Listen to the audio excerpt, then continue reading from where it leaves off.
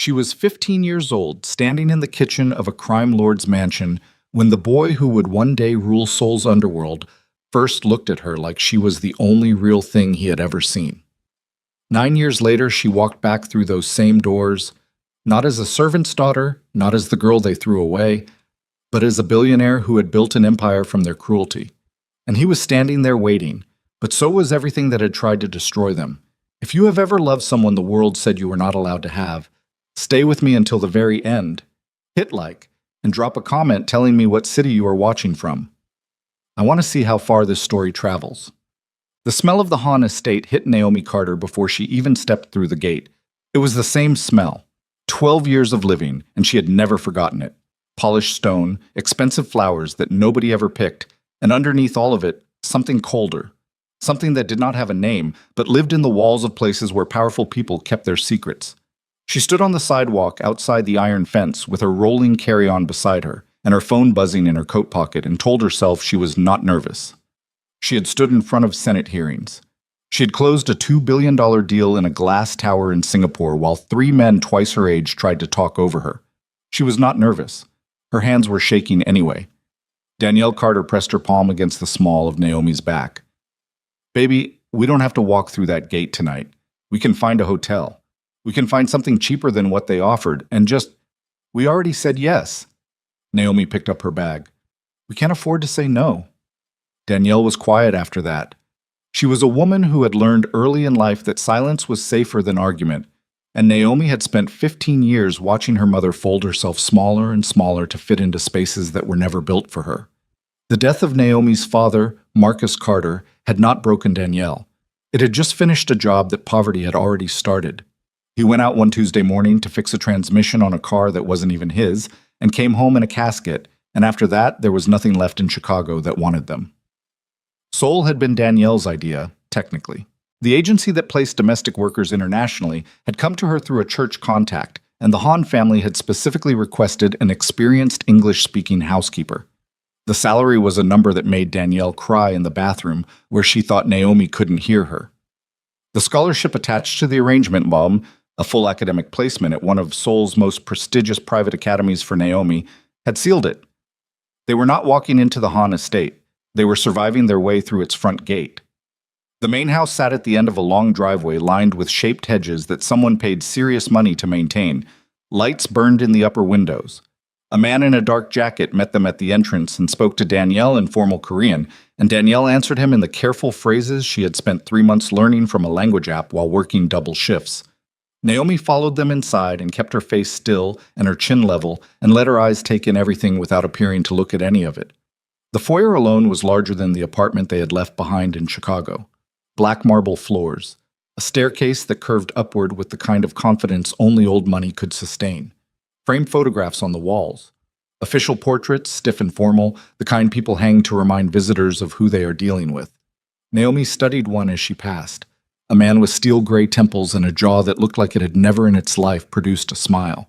Beside him, a woman in an ivory suit, beautiful and immovable as carved stone. Between them, 2 boys in dress clothes. The older one stood straight with his chest out, already performing. The younger one stood slightly apart from the rest of his family, eyes aimed somewhere outside the frame. She moved past it before anyone noticed her looking. Their quarters were on the back end of the second floor. 2 small connected rooms that were clean and adequate and very clearly designed to remind the occupants of their position. Danielle didn't say anything about the size of it. She put their bags down and started unpacking with the focused efficiency of a woman who did not have the luxury of being disappointed. "You start school Monday," she said. "Get your uniforms laid out. Get your books organized." "Mom." "Don't mom me. We didn't come this far so you could spend your first week moping." Naomi looked at the window. Beyond it, the estate's back garden spread out under the night sky. Stone paths lit by low amber lanterns, trees she couldn't identify standing dark and still. It was beautiful in the way that things owned by dangerous people sometimes were, carefully constructed, impossible to touch. "I'm not moping," she said. "I'm just looking." The academy was worse than she expected, which was saying something because she had expected it to be bad. It wasn't the schoolwork. The schoolwork was fine. Naomi had tested into advanced mathematics 2 grade levels above her age back in Chicago, and even in a language she was still building her command of, the equations and the logic held the same shape.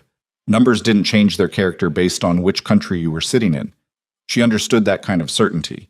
She liked it. What she did not like was the way 17-year-old daughters of conglomerate heirs looked at a black American girl in a scholarship uniform like she had walked into the building on the wrong side of a door that didn't have her name on it. Nobody was cruel the way people were cruel in American schools, with its loudness and its directness. Here the cruelty was architectural. It was the way a group would shift 2 inches to the right as she approached a table, the way conversation stopped and then resumed at a slightly different frequency, the way her name was mispronounced with total consistency by people who were capable of memorizing hundreds of kanji characters but somehow could not retain a 2-syllable English name. She ate alone for the first 3 weeks and told herself it didn't matter. It mattered. She called her friend Brianna back in Chicago during the 40-minute lunch break she spent sitting on a stone ledge behind the Humanities building, and Brianna said, "Just find one person. You only need one person." And Naomi said, "What if there isn't one?" And Brianna said, "There's always one." And Naomi didn't argue, even though she wasn't sure Brianna was right. She went back to the estate that evening to find her mother had saved her a bowl of kimchi jjigae from the kitchen. Food Danielle had eaten herself for the first time only 2 weeks prior and had already started learning to make because Danielle Carter did not live in a place without making herself useful to it. "How was it?" Danielle asked. "Fine." Danielle looked at her the way mothers look at children who are lying badly. "Fine." "Fine, Mom." Danielle let it sit for a moment and then said, "You know what your father used to say." Naomi sat down and pulled the bowl toward her. "Don't." "He used to say the only opinion that matters about your worth is yours, and the one God gave you at tea." "Mom, please." Danielle was quiet. She smoothed a dish towel across the counter and looked away. And for a second she looked very tired and very small, and Naomi hated herself for making her look that way. "It'll get better," Naomi said, which was not a truth, but was the thing the situation required. "I know it will," Danielle said, which was also not quite a truth. "Eat your food." What did he do? She met him on a Wednesday in October. She was in the kitchen at 11 at night because she couldn't sleep, and because the kitchen was the one room in the Han estate that felt proportionate to human beings. Everything else in the house was scaled for authority. The kitchen was just a kitchen. It had worn spots on the counter near the stove and a window that let in the smell of the garden and a small wooden table pushed against the far wall that was clearly never used by anyone who lived here in any official capacity. Naomi was at that table with her calculus textbook open and a cup of instant ramen she had smuggled from her room, working through a problem set that was due in 2 days, when the door opened. He was wearing a gray sweater and sweatpants, and his hair was doing nothing useful, and he stopped dead in the doorway when he saw her. She looked up at him. He looked at her. Neither of them said anything for a moment that stretched longer than it should have. She recognized him from the portrait in the foyer, the younger boy, the one who had been looking outside the frame. "I didn't know anyone would be in here," he said in Korean. His voice was lower than she expected, flat and careful, like a person who had learned to give nothing away before they had to. "I didn't know I wasn't allowed," she answered in Korean. Her accent was still rough around the edges, but she had been drilling it every day for months, and the grammar held. He blinked, like he had not expected her to answer in his language. "You're the housekeeper's daughter." "Naomi Carter." She looked back at her textbook. "You're the heir." A pause. "Kang Min-jae." "I know who you are." He didn't leave. He stood in the doorway for another moment, and then crossed to the refrigerator, opened it, stared into it for a long time, with the particular blankness of someone who is not actually hungry, but doesn't know what else to do with themselves. He took out a bottle of water he probably didn't want, and came and stood near the table. "What are you working on?" he said. "Calculus?" "Which part?" She glanced up. He was looking at the textbook with an expression she couldn't immediately read. Not dismissive, not particularly interested, more like someone who had found an object they thought they remembered but couldn't place. "Integration by parts," she said. "Why?" "I have the same unit. I've done it 3 times with a tutor and I still don't understand why it works." Naomi considered him for a moment. The heir to the Han family's empire was standing in his family's kitchen at 11 o'clock at night in gray sweatpants, unable to do his calculus homework. She didn't find it funny exactly, but it loosened something in her chest that had been wound tight since the gate. "Sit down," she said. "I'll show you." He sat. It was not an instant friendship. It wasn't that clean. He was guarded in the way of people who had been given every material thing and almost no trust. And she was guarded in the way of people who had been given almost nothing and had learned to protect what little they had. They were cautious around each other for weeks before either of them dropped enough of their respective armor to have an actual conversation. But the Tuesday and Wednesday night kitchen sessions continued. She didn't invite him, and he didn't ask permission. He just started appearing. She learned things about him in pieces. That he had been in tutoring for the same subject since middle school, not because he lacked intelligence, but because no tutor would tell the Han heir directly that he was approaching problems the wrong way, that he photographed things when he thought no one was watching. She caught him once with his phone raised toward the light coming through the kitchen window, absolutely still, the way people are still when they care about something and don't want to disturb it. That he had an older brother who frightened him in a way he would not acknowledge directly, but that lived in the way he tensed when he heard footsteps in the upstairs hall. She did not ask about the family business. That felt like walking into a room she hadn't been given a key to. He asked her once, directly, what she wanted. They had been talking about her school. She had mentioned, without meaning to, the lunch periods alone, and something in his face had shifted. Not pity exactly, something quieter and more specific than pity. He asked what she did during those periods, and she said she went over her assignments, and he said why, and she said because she was going to get into MIT on a scholarship and become a software engineer and build technology that actually helped people who got forgotten by systems designed to ignore them. She said it the way people say things they have repeated privately so many times that the words have become structural, part of the architecture of who they are, rather than a goal they are still reaching for. He was quiet for a moment. Then, "You actually know what you want, don't you?" He looked down at the table. "What I want and what I'm going to do are two different conversations." "What do you want?" He picked up her pencil off the table and turned it over in his hands. "To take photographs somewhere no one knows my name. Tokyo. Maybe Iceland. I read about this place in Iceland once where the sky does things at night." He stopped, put the pencil down. "It doesn't matter?" "It matters," she said. He looked at her then, really looked, the way he looked at the light in the window, like she was something he was trying to understand the shape of before it disappeared. "You're the only person who has ever said that to me," he said, "in this house." She didn't say anything back. She wasn't sure there was anything to say. She just looked at him and didn't look away. And the kitchen was very quiet, and outside the garden was dark. And that was the moment she felt something shift between them, like tectonic plates making a small, quiet adjustment that would eventually change the shape of everything above them. October became November. November became December. The calculus sessions became conversations about everything, Korean history and American politics, and whether love was an emotion or a decision. She made him explain organized crime to her the way a teacher explains something, because she thought the act of explaining it honestly might tell her more than asking him directly. He did it with his eyes on the table and his voice level and absolutely no defensiveness, which she had not expected. He explained it like it was weather, like it was a system he had been born inside and could describe with precision, but had never consented to. "Does it bother you?" she asked. "What your family does?" "Yes." "Then why?" "Because bothering doesn't change the architecture of the building you're standing in." He looked at her. "You know that. You know exactly what that feels like." She did. She hated that he was right. He gave her the bracelet on a Tuesday in early December, 3 days before winter break.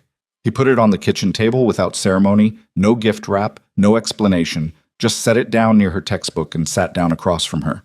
She looked at it. It was handmade, leather cord and small metal charms that, when she looked closely, were not the decorative shapes she had expected.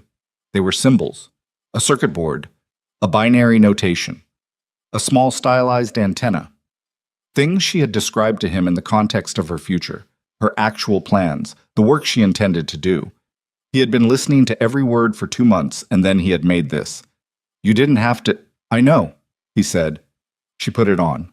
It fit. She looked at it on her wrist and felt something dangerous move through her chest, something she recognized and had been carefully not naming for several weeks. Minjae. Don't, he said quietly. I know.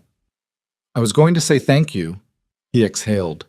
Some of the tension in his jaw released. Thank you, then, for the calculus. For the calculus? She almost laughed. Almost. They sat like that for a while, both of them knowing something had changed and neither of them willing to say it out loud yet, because to say it out loud would be to bring it into a house where the wrong person hearing it would end everything before it had a proper name. Sit. They went to the garden the night before winter break, in defiance of every reasonable instinct either of them possessed. It was cold. The garden was empty, and the amber path lights made the stone walkways look like something out of a scene from a different century. And Minjae had brought a blanket from somewhere, and they sat on a bench near the old plum tree at the back corner where the cameras did not quite reach. She had noticed him checking this, confirming it, and the carefulness of that act made her both grateful and quietly afraid. He told her about his grandmother that night. She had been the only person in the Han family who had spoken to him like a person rather than an heir. She had given him a jade pendant when he was 12, the one she wore during her whole life, handed down from her mother, passed along because she said she wanted him to give it to someone when he found someone worth giving it to. He reached into his jacket pocket and took it out. It sat in his palm, pale green, carved into the shape of a small plum blossom because his grandmother had loved them. Minjae. Her voice came out different than she intended, lower, less defended. I know what I'm doing, he said. Do you? No, he said honestly, but I know that it's you. I've known for a while that it's you, and I keep trying to make it into something else, and it isn't something else. The cold moved around them both. I know what my family would do, he said. I know exactly what they would do. I'm telling you anyway. He looked at her with the same steadiness she had watched him use to explain terrible things in a level voice. I love you, Naomi Carter. I don't know what to do with it yet, but I know it's real. She thought about her mother 2 floors above them, asleep, exhausted from carrying a life that had been broken and reassembled too many times. She thought about the scholarship and the apartment they couldn't afford to go back to and the number of things that stood between this garden and anything that could be called a future. And then she thought, the number of things you refuse to feel because feeling them is inconvenient is exactly the number of times you will lie awake at 45 wishing you had been braver at 15. I love you too, she said. He closed her hand around the jade pendant. His fingers were cold and she could feel his pulse in them. One day, he said, I'm going to have enough power in this family that I can choose my own life. When that day comes, don't make me a promise you might not be able to keep. I'm going to keep it. She looked at him, at the heir who didn't want to be an heir, at the boy who photographed light through windows and dreamed of Iceland and had spent 2 months memorizing every word she said about her future and turned it into something she could wear on her wrist. Okay, she said. Okay, he said. They sat in the garden until the cold became too much to argue with, and neither of them knew that above them, on the second-floor balcony, a shadow had been standing in the dark for 20 minutes. Watching. And when it moved back inside, it moved with the particular unhurried confidence of someone who has just found exactly the weapon they were looking for. The shadow belonged to Han Seong-woo. Minji's older brother was 22 years old and had been performing the role of devoted Han heir since before he could properly read, and he was very good at it. He was the kind of good at things that came not from talent, but from the specific hunger of a person who understood early that everything they wanted had already been designated for someone else. Song-woo had watched his younger brother receive their father's attention, their father's investment, their father's cold and particular form of pride, and he had learned to smile at family dinners while building in the private architecture of himself, something that did not smile at all. He did not go to their parents immediately. That was not how Seong-woo operated. He was patient the way a man is patient when he has learned that timing is a weapon and that weapons deployed too early are weapons wasted. He went to his room and sat in his chair and thought about what he had seen in the garden, and then he spent the next 3 weeks making sure he had seen enough. The cameras in the garden did not reach the plum tree bench. Seong-woo knew this because he had reviewed the estate's security layout the previous year, under the pretense of updating it. He also knew that the kitchen had one camera above the back entrance that captured the door and the first 8 feet of floor and nothing else. Not the wooden table at the far wall, not the chairs around it, not two teenagers sitting close enough that their elbows were almost touching over a calculus textbook. He did not need cameras. He had his own eyes, and he had time, and he used both. He watched the way Min-jae moved through the house in December, the slight change in how he carried himself, still controlled, still armored in the Han family manner, but with something underneath it that hadn't been there in October. Something lighter and more dangerous at the same time. The way a wire gets when voltage runs through it. Seong-woo had seen Min-jae survive years of their father's pressure without that quality. Whatever the American girl had done to him in that kitchen had done it faster than anything else in Min-jae's life. He started recording on December 14th. He used a device small enough to hide in the hedge near the plum tree, repositioned twice over a week, and captured 40 minutes of audio from 2 separate evenings that he then listened to in his car with the engine off and the garage door closed. He listened with his eyes on the steering wheel and his face doing nothing. When it was done, he sat quietly for a moment, and then he went inside and called his father's personal secretary and scheduled a family meeting for the following Sunday. Mamdam. Naomi did not know any of this. She came back from winter break to a soul that was colder than she had left it, the kind of cold that came off the Han River and got inside your coat seams and stayed there. She came back to the academy and to the stone ledge behind the humanities building and to lunches eaten alone, except that in January, one of the girls in her mathematics course, a small, quiet girl named Park Ji-hee, who wore her uniform with the sleeves too long and always sat in the second row, asked Naomi to check her work on a practice exam, and Naomi said yes, and they sat together for 30 minutes with their papers side by side, and at the end of it, Ji-hee said, in careful English, "You are very smart," and Naomi said in Korean, "So are you." And Ji-hee looked at her with the expression of someone who had not been expecting a person to speak directly to them, and that was the beginning of the one person Brianna had told her would exist. It helped. Not everything, but enough. What helped more was Tuesday and Wednesday nights. What helped more was the kitchen and the wooden table and Min-jae sitting across from her with his textbook open and his phone face down and his whole attention pointed in her direction. She had never had someone's whole attention before. Her father had loved her, but he had always been fighting something. Debt, exhaustion, the particular despair of a man working himself apart trying to hold a family together. Her mother's attention was present but practical, aimed always at the next problem to be managed. Min-jae just listened. He asked questions that meant he had been paying attention the last time she spoke. He remembered things she said once and referenced them weeks later in ways that made her feel like she existed continuously, not just in the moments when she was directly in front of someone. She had never told anyone about the part of her that was afraid she would fail. She told him in January, sitting at the table with the heater running and her ramen going cold because she kept forgetting to eat it. She told him she was afraid that she was not actually as smart as her test scores suggested, and that one day she would hit a wall and find out that everything she had built her future on was just a story she had told herself about herself, and that the real story was smaller and sadder and had no MIT in it. He was quiet for a moment. "Do you actually believe that?" "Sometimes, not always, but enough." "That's the most honest thing I've heard in this house in 17 years, he said. "That's bleak." "Yes." He picked up his pencil. "You're going to MIT, Naomi." "You don't know that. I know you solve problems for 17 minutes and then recheck your work for 40 because you don't trust the answer the first time. And I know that every time you recheck it, it's right." He looked at her. "I know what careful looks like. You're the most careful person I have ever watched do anything. That's not luck. That's not a story you made up. That's you." She looked at the table because she didn't trust her face right then. "Stop," she said. "I'm serious." "I know you are. That's why I need you to stop for a second." He stopped. He gave her the second.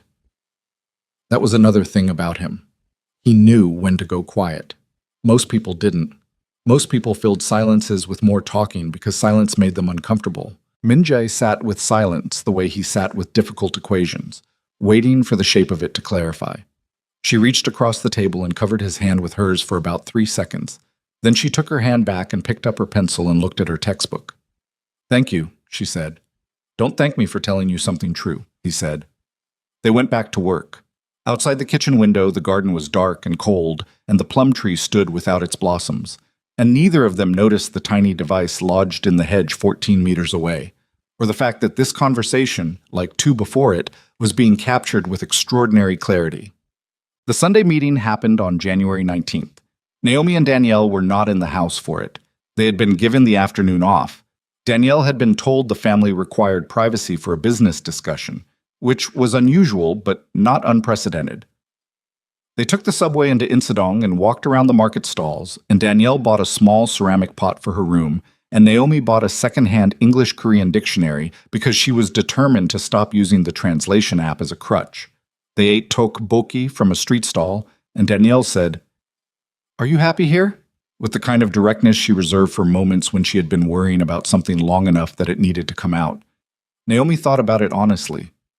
"I'm more than I was," she said. Danielle looked at her. "That's not the same thing as happy." "No, but it's something." Danielle wrapped both hands around her paper cup. "You've been different since December. Something shifted." She looked at Naomi sideways. "Is there something you want to tell me?" Naomi kept her eyes on the street. "I like it here more than I expected to." "Naomi." "Mom." Danielle's jaw moved. She was deciding something, then, "There's a look you get. Since we came back from break, you look like a person who has somewhere they want to be."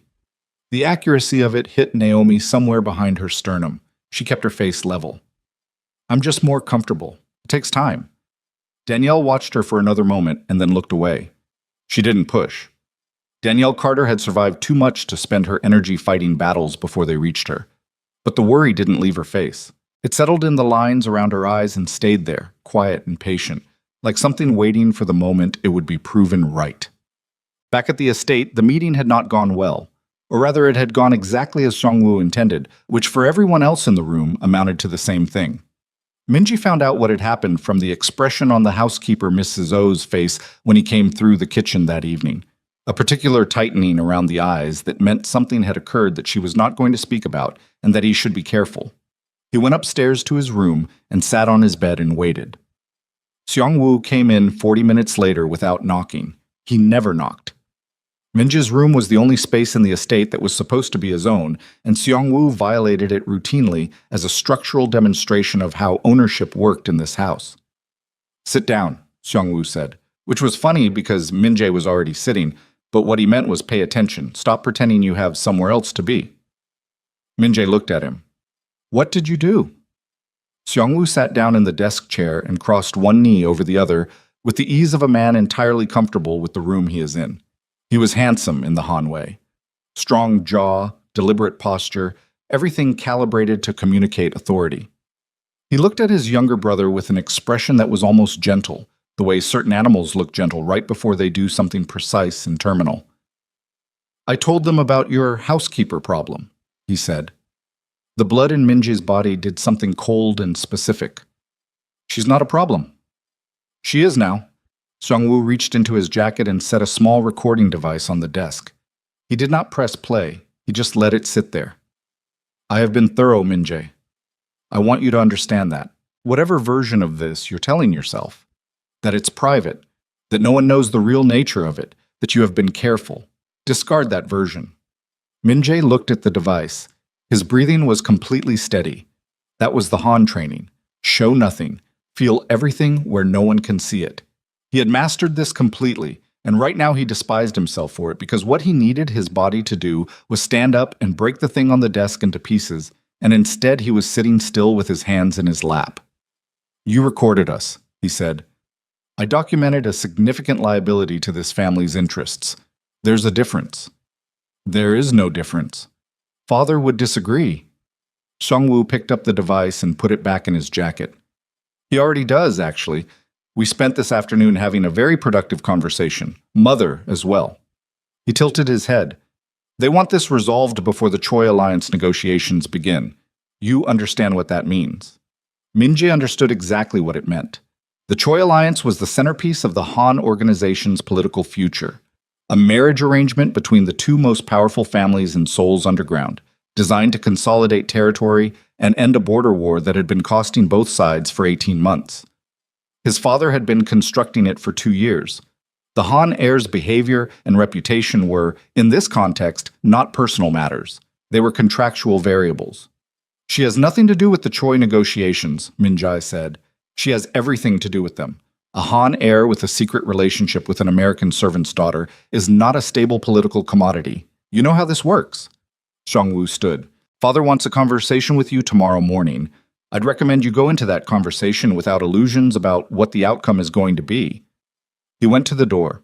Minji watched him move, tracking the unhurried quality of it, the certainty of a man who has already won the engagement before the other party knows it has started. Why? Min-jae said. Xiongwu paused at the door without turning around. Why what? You know why I'm asking. A moment.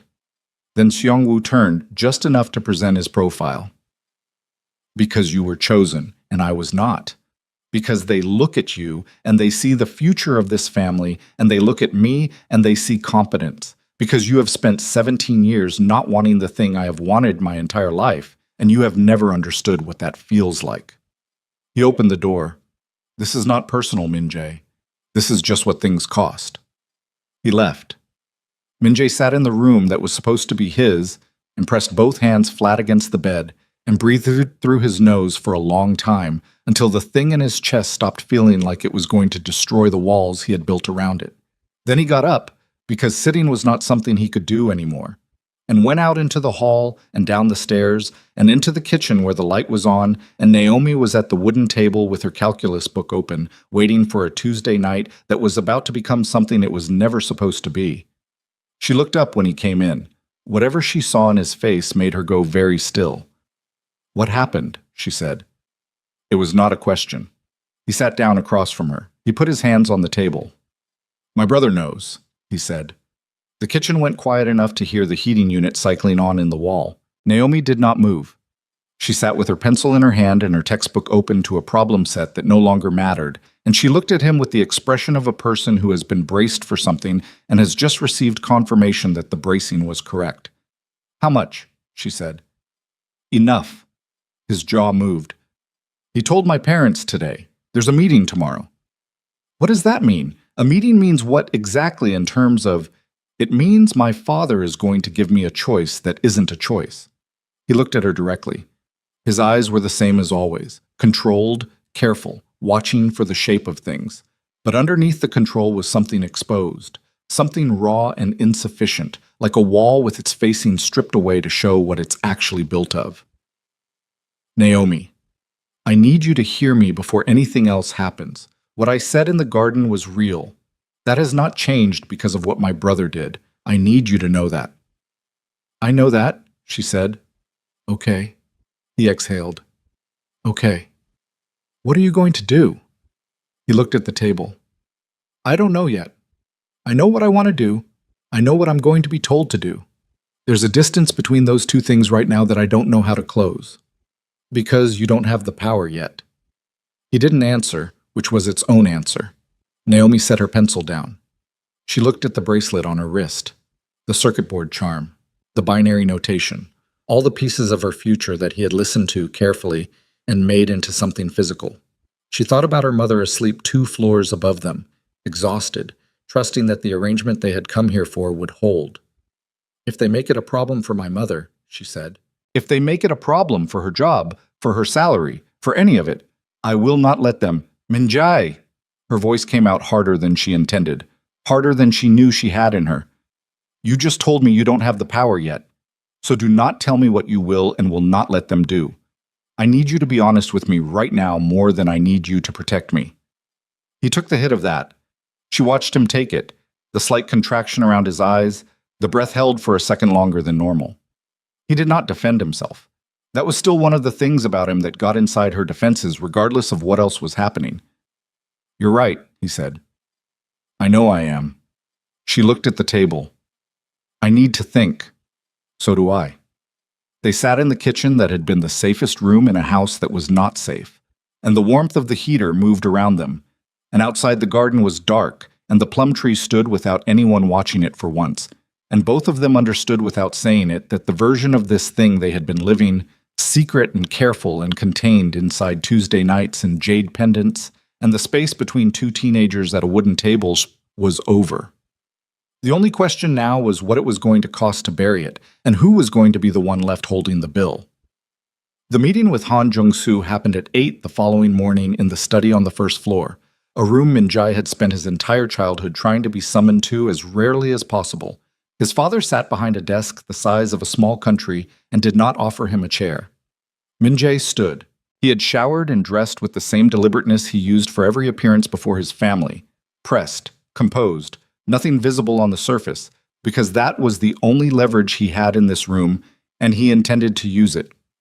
Han Jung-soo looked at his younger son for a long moment without speaking. He was a man who had built something that the legitimate world called influence and the underground called power, and he wore the weight of it in his jaw and in the particular stillness of a person who had not needed to raise their voice to cause damage in a very long time. "You understand what you have done," he said. Not a question. "I understand what Seong-woo told you I have done," Min-jae said. "Same thing." "It isn't." His father's eyes moved, just barely. "You are telling me the recordings are inaccurate." Min-jae said nothing. "No." His father folded his hands on the desk. "You are telling me that what you feel about the situation changes the nature of it. It does not. The nature of it is this. You are the designated successor of a family that is currently negotiating a political alliance that requires you to present as a stable, appropriate candidate for the Choi heir. You have instead been conducting a clandestine relationship with the daughter of our domestic staff, a black American girl." He said it without particular venom, which was somehow worse than venom. He said it like a line item. "This is a liability I did not create and will not maintain. She has nothing to do with the Choi negotiation. She has everything. She is 17 years old and she is going to MIT, and she has never once asked me for anything connected to this family." Min-jae heard the edge in his own voice and kept it controlled, just barely, the way you keep a hand flat on a surface that is vibrating. "She is not a liability. She is a person." His father looked at him for a long moment. When Han Jung-soo looked at something, it felt like being measured against a standard you had not been given prior access to. "The girl's scholarship is administered through a foundation with which we have significant influence," he said. "The mother's employment contract is month to month and subject to immediate review." "These are not threats, Min-jae. They are the architecture of the situation. I'm letting you see the architecture so that you can make an informed decision." The room went very still. Min-jae stood in the quiet and understood, with a clarity that felt like something physical, that the building he was standing inside had just shown him exactly what it was made of, and that none of the materials were things he could argue against with words. "You will end it," his father said. "Cleanly, without drama. The girl and her mother remain employed and enrolled as long as there is no further complication. If there is a further complication, the architecture adjusts. Do you understand me?" Min-jae looked at his father across the desk that was the size of a small country and felt 17 years of being shaped by this man like metal, shaped by heat, and felt the shape of it in his own bones, and hated it, and stood inside it anyway because there was not yet anything else to stand inside. "I understand you," he said. He left the study and went to find Naomi before his father could get there first, because if anyone was going to tell her what the architecture looked like, it was going to be him. He found her in the garden, not at the bench near the plum tree. She was smarter than that now, and so was he. But standing near the far stone wall where the hedges grew thick enough to block the sight lines from the upper windows, her coat pulled tight around her, and her breath making small clouds in the January cold. She had her back to him when he came through the side door, but she turned before he reached her, like she had heard his specific footsteps and catalogued them against every other set of footsteps in the estate.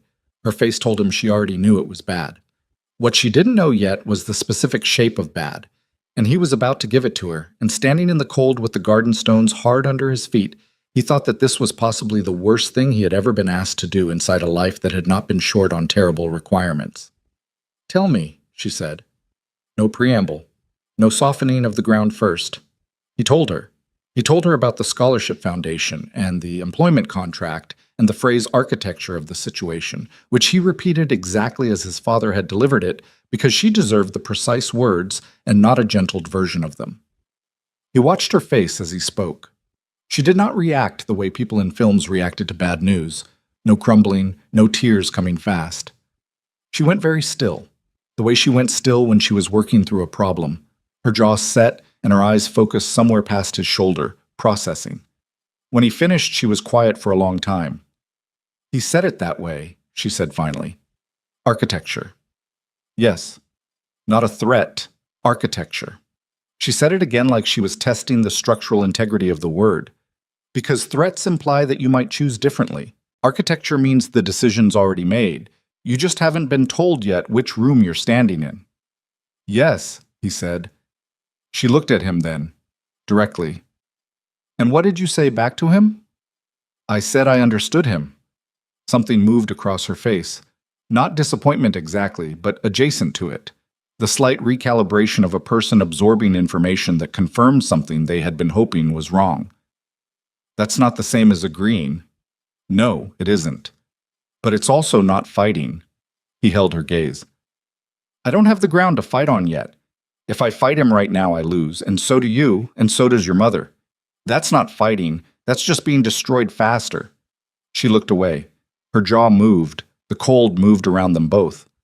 So what does I understood him mean in practice? She said. What does it mean for Tuesday nights? For the kitchen? For... It means we can't. He said it as plainly as it deserved to be said. Not here. Not while we're both inside this house. He's watching now. Shangwu is watching. If we give them another recording, another piece of evidence of any kind, he destroys my mother's contract. And your scholarship. She pressed her lips together. He could see her doing what she always did with difficult equations, holding the full shape of the problem in her mind without flinching from any part of it. He had watched her do it with calculus for months. It was different watching her do it with her actual life. It was one of the hardest things he had watched anyone do. When I leave here, she said, when I finish the academy and go to university and eventually go back to America, does the architecture change then? You'd be outside his reach. And you? Silence. The kind that had weight to it. I'm going to build something, he said, inside this family. I'm going to make myself necessary enough and powerful enough that my father can't move against me without losing more than he gains. That takes time. I know that is not the answer you want. It's the honest answer, she said. I'll take the honest answer. She reached up with one hand and touched the bracelet at her wrist. Just touched it, fingers settling over the metal charms, a gesture that was so small and so unguarded that it hit him somewhere in his chest like a physical impact. I'm not going to stop loving you because your father said architecture, she said. I want you to know that. Whatever I do next, that's not what it means. He reached into his jacket pocket. The jade pendant sat in his palm between them. Take it anyway, he said. Keep it until the day comes when I can give it to you properly, under different circumstances. She looked at it for a long moment. Then she took it. Don't make me wait forever, Min-jae. I won't. She tucked the pendant into her coat pocket and looked at the garden wall and breathed out slowly through her nose. Then she turned and went back inside through the side door, her footsteps quiet and even on the stone path. And he stood in the cold alone and did not watch her go because he didn't trust what his face would do if he did. 3 days later, the Han family moved. It did not happen the way Min-jae had been told it would happen, cleanly, without drama. It happened the way everything in the Han family happened, which was with the precise application of maximum pressure at the point of least resistance. Mrs. Park, the Academy's administrative director, called Naomi into her office on a Thursday morning between second and third period and informed her, with the particular delicacy of a person delivering news they find personally distasteful but professionally obligatory, that her scholarship was under review. The review had been triggered by an anonymous report of conduct inconsistent with the terms of her placement. The nature of the report could not be disclosed at this time. She would be notified of the outcome within 2 weeks. Naomi sat in the chair across from Mrs. Park's desk with her hands folded in her lap and her face arranged into an expression that gave nothing away, and said, I understand. Thank you for telling me directly. Her voice did not shake. She stood and thanked Mrs. Park again and walked out of the office and down the hallway to the bathroom at the far end of the humanities wing and locked herself in a stall and stood there for 4 minutes with both palms pressed flat against the cold metal door. Then she flushed the toilet she hadn't used, washed her hands, and went to third period. She told her mother that evening. She had spent the walk home from the subway rehearsing how to do it, how to give Danielle the information without also giving her the full weight of what it meant, which was that the Han family had already started disassembling the structure of their lives in Seoul without even waiting for Naomi to make a wrong move. Danielle heard her out sitting at the small table in their room. She was still in her work clothes. She had a cup of tea in front of her that had gone cold while Naomi was talking, and when Naomi finished, Danielle looked at the cup for a long moment and then looked at her daughter. "What did you do?" she said quietly. Not angry. Something more tired than anger. "Mom, Naomi, what did you do?" The thing about Danielle Carter was that she had survived enough to develop a very accurate intuition about the spaces between what people said and what was actually happening. She was looking at Naomi now with that intuition fully deployed, and Naomi understood that she could attempt a partial version of the truth, but that her mother would find the gap in it within about 30 seconds. She told her. Not all of it. Not the pendant. Not the garden. Not the specific weight of the word love said in the cold by a boy who meant it with everything he had. But the shape of it. The kitchen sessions, the conversations, the way it had become something neither of them had planned for. Danielle listened without interrupting. When Naomi finished, the room was very quiet. The heating unit clicked on in the wall. "He's the Han heir," Danielle said. "Yes." "Min Jae Han." "Yes." Danielle looked at the wall. Her hands were around the cold cup and her jaw was doing something complicated. Naomi had seen her mother process terrible news before. Her father's death, the debt, the cascade of bad months that had led them here. Danielle always went very quiet first. The quiet was where she organized herself before anything else could happen. "How serious?" Danielle said. "Serious," Naomi said, because her mother deserved the honest word. Danielle nodded slowly. She picked up the cup and set it back down without drinking from it. "You understand," she said, "that this family will take apart everything we have here if they decide we're a problem." "I know." "You understand that I didn't bring you to Seoul. I didn't take this position. I didn't do any of what I've done for us to lose it because—" "I know, Mom." Naomi's voice cracked slightly on the second word, and she hated it and kept going. "I know. I'm not asking you to accept it. I'm not asking you to do anything. I'm just telling you the truth because you asked me." Danielle looked at her daughter for a long time. There was something in her face that Naomi had seen only rarely, a particular exhaustion that lived underneath the strength, the part that Danielle Carter kept very carefully managed and almost never let surface. "That boy," Danielle said finally, "does he know what his family is doing?" "He told me before they did it. He warned me." "That's something." Danielle pressed her lips together. "That's not enough, but it's something."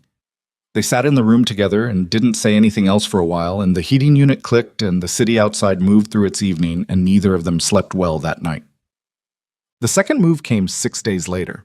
Danielle was called into a meeting with the Han family's household manager, a man named Director Kwan, who communicated exclusively in the passive voice, and who informed Danielle that her monthly contract renewal, due at the end of January, would be conditional on a satisfactory review of her performance and conduct during the preceding quarter. The review would include an assessment of whether her presence in the household had created any circumstances inconsistent with the family's interests. Danielle came home from the meeting and sat down on her bed and looked at her hands. Naomi sat beside her. She did not say anything. She reached over and took one of her mother's hands in both of hers and held it, and Danielle let her, and they sat like that while the light changed in the small window. "I cannot lose this job," Danielle said. Not distressed, just factual, the way you state a load-bearing truth. "I cannot. There is nothing to go back to. You know that." "I know." "Then you know what I'm going to ask you." Naomi did know. She had known since the bathroom stall at the academy, since she had stood behind that locked door and felt the architecture. There was that word again. She couldn't get free of it. Felt the architecture of the situation pressing against her from all directions. "I'll handle it," Naomi said. Danielle looked at her sharply. "What does that mean? You'll handle it?" "It means I'll do what needs to be done." "Naomi." "Mom." She squeezed her mother's hand once, hard, and then let go and stood up. "I need you to trust me." Danielle watched her daughter stand up and straighten and look at the wall with an expression Danielle had not seen on Naomi's face before. Not the careful, controlled competence of a girl managing her emotions, but something older and quieter and much more resolute. Something that looked, in the particular grief of it, like the face of a woman. "I trust you," Danielle said. "I just don't want you to pay a price you can't—" "I'll handle it," Naomi said again, and went to find Minji. Pete. She found him in the upper hallway outside the library, coming down from a meeting with his father's advisor. He saw her face and redirected immediately. No words, just a slight shift of direction that said, "Follow me." And she followed him to the far end of the east wing, where the window at the end of the hall looked out over the back property, and there were no cameras and no other occupants. "They moved on my mother," she said. His jaw went tight. "How?" She told him. He listened without interrupting, his shoulder against the wall, his eyes on her face. When she finished, he looked out the window. She could see the muscle working in his jaw, the very controlled version of something that was not controlled at all underneath.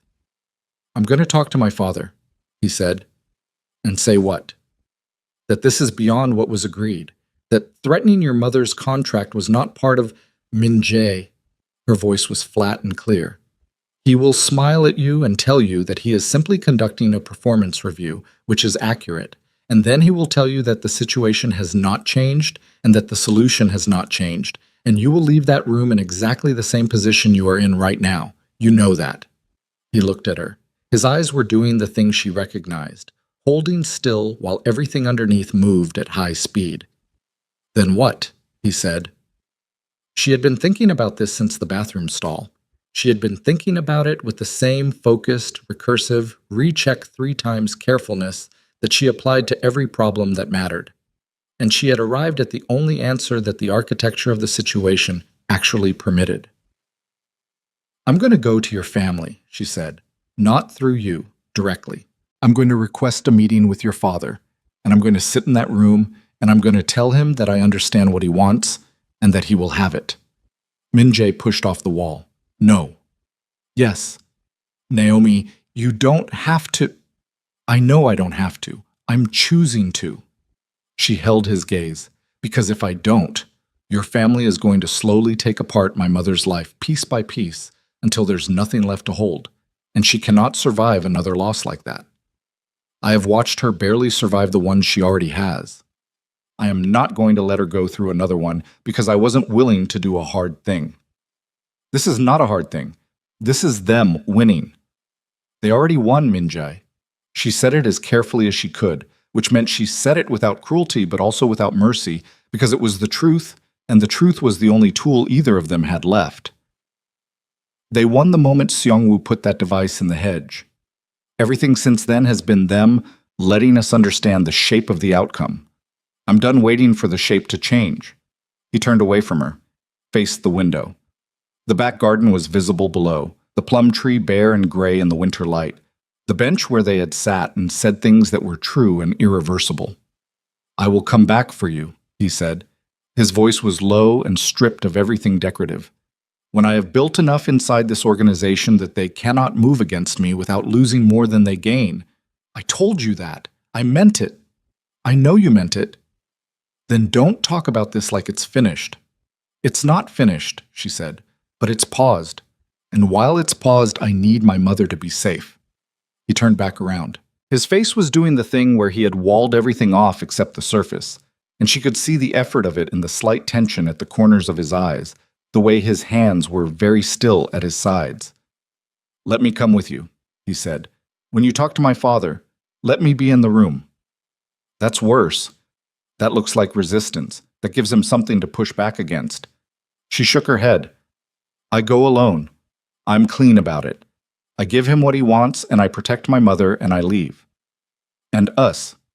She looked at him for a long moment, at the boy who had built her future into a bracelet she wore on her wrist, at the heir who photographed light through windows and dreamed of Iceland and had been the first person in her life to tell her that what she wanted mattered. "And us," she said, "for now."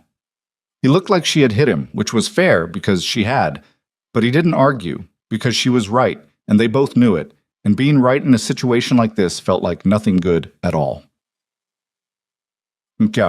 She requested the meeting with Han Jung-soo through the household manager the following morning. The response came back within 2 hours. The meeting was scheduled for 4 o'clock that afternoon. She spent the hours between in the room she shared with her mother, sitting at the small desk, not studying, just thinking. She held the jade pendant in her hand and turned it over and looked at the carved plum blossom and thought about what Minjae had said about his grandmother, that she had passed it along because she wanted him to give it to someone worth giving it to. She thought about what it meant that he had decided she was that person at 17 years old in a kitchen that wasn't his, over calculus problems and instant ramen. She put the pendant in the inside pocket of her coat, pressed close to her ribs. Han Jung-soo's study felt different when she was the one sitting across from the desk instead of standing in the doorway after being told about it secondhand. It was a room designed to communicate exactly one thing to the people who sat in it, and it communicated that thing with tremendous efficiency.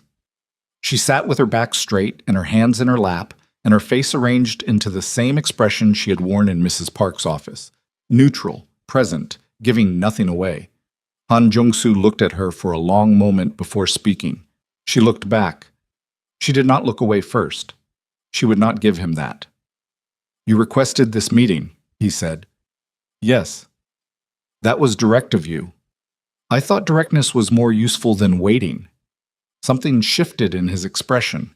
Not warmth, nothing that close to human warmth, but a recalibration, a slight adjustment in how he was measuring her.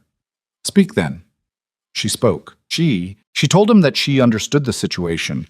That exact word, understanding, not acceptance, not defeat, and that she was prepared to remove herself from any ongoing contact with his son that could be characterized as a complication. That she intended to complete the academy year, support her mother's continued employment through appropriate conduct, and make no further demands on the Han family's attention or interests. She said all of it in a clear, even voice without a single break in it, and when she finished, she looked at him and waited. Han Jung-soo studied her the same way he had studied his son across that same desk, with the measuring quality of a man who assessed things for their structural value rather than their personal attributes. "You are more composed than I expected," he said. "I'm 17, she said. "Not 12. Another recalibration, smaller this time. "The scholarship review will be resolved favorably. Your mother's contract will be renewed without condition." He folded his hands. "These outcomes are contingent on what you have described being accurate in practice and not merely an intention." "Understood. There is one additional matter." He reached into his desk drawer and produced an envelope, which he set on the desk between them without sliding it toward her. He simply placed it and left it there. "This is a financial arrangement that would assist your family in returning to the United States at the conclusion of your academic year, should you choose that option. It is not a condition. It is a resource." Naomi looked at the envelope. She looked at it for exactly 3 seconds and then looked back at Han Jung-soo. "I don't need your money," she said. "No," he said. "But your mother might, eventually, and you will feel differently about accepting it on her behalf than on your own." He left the envelope where it was. "Think about it." She stood up. She looked at the man across the desk, the man who had built a world designed to devour people like her and her mother without leaving visible marks. And she felt something happen in her chest that was not quite hatred, and not quite grief, and not quite resolution, but contained elements of all three. "Thank you for your time," she said, because she was not going to give him the satisfaction of seeing her lose her register in this room. She walked to the door. "Miss Carter?" His voice stopped her at the threshold. She did not turn around. "You would have been formidable under different circumstances." She put her hand on the doorframe, felt the cold of it under her fingers. "I'm going to be formidable under these ones," she said, and walked out. She did not tell Minjae what Han Jung-soo had said at the end. She told him the outcome, the scholarship, the contract, the terms she had agreed to, and she watched him absorb it standing in the East Wing hallway with his back very straight and his face absolutely closed, and she understood that the closed face was not coldness but the opposite of it, and that there was nothing she could do about that right now. "How long?" he said. "Through the end of the academic year. Then my mother and I will discuss options." "Options?" He said the word like it had a bad taste. "Naomi, don't," she said quietly. "Please don't. Not right now." He stopped, gave her the quiet. He was still the person who knew when to go quiet. She looked at him in the hallway light. This boy who was going to become something terrible and magnificent and trapped, who had 3 more years of being shaped by this house before he had any real ground to stand on, who had told her the truth in a cold garden and meant every word of it. And she memorized his face the way she memorized problem sets she was afraid of forgetting, carefully, completely, with the full understanding that the memory might have to last a long time. "When you have the power," she said, "when the day comes, you find me." "I will find you," he said. "I promise." "Don't break it," she said. "That's the one thing I'm asking. Don't break it."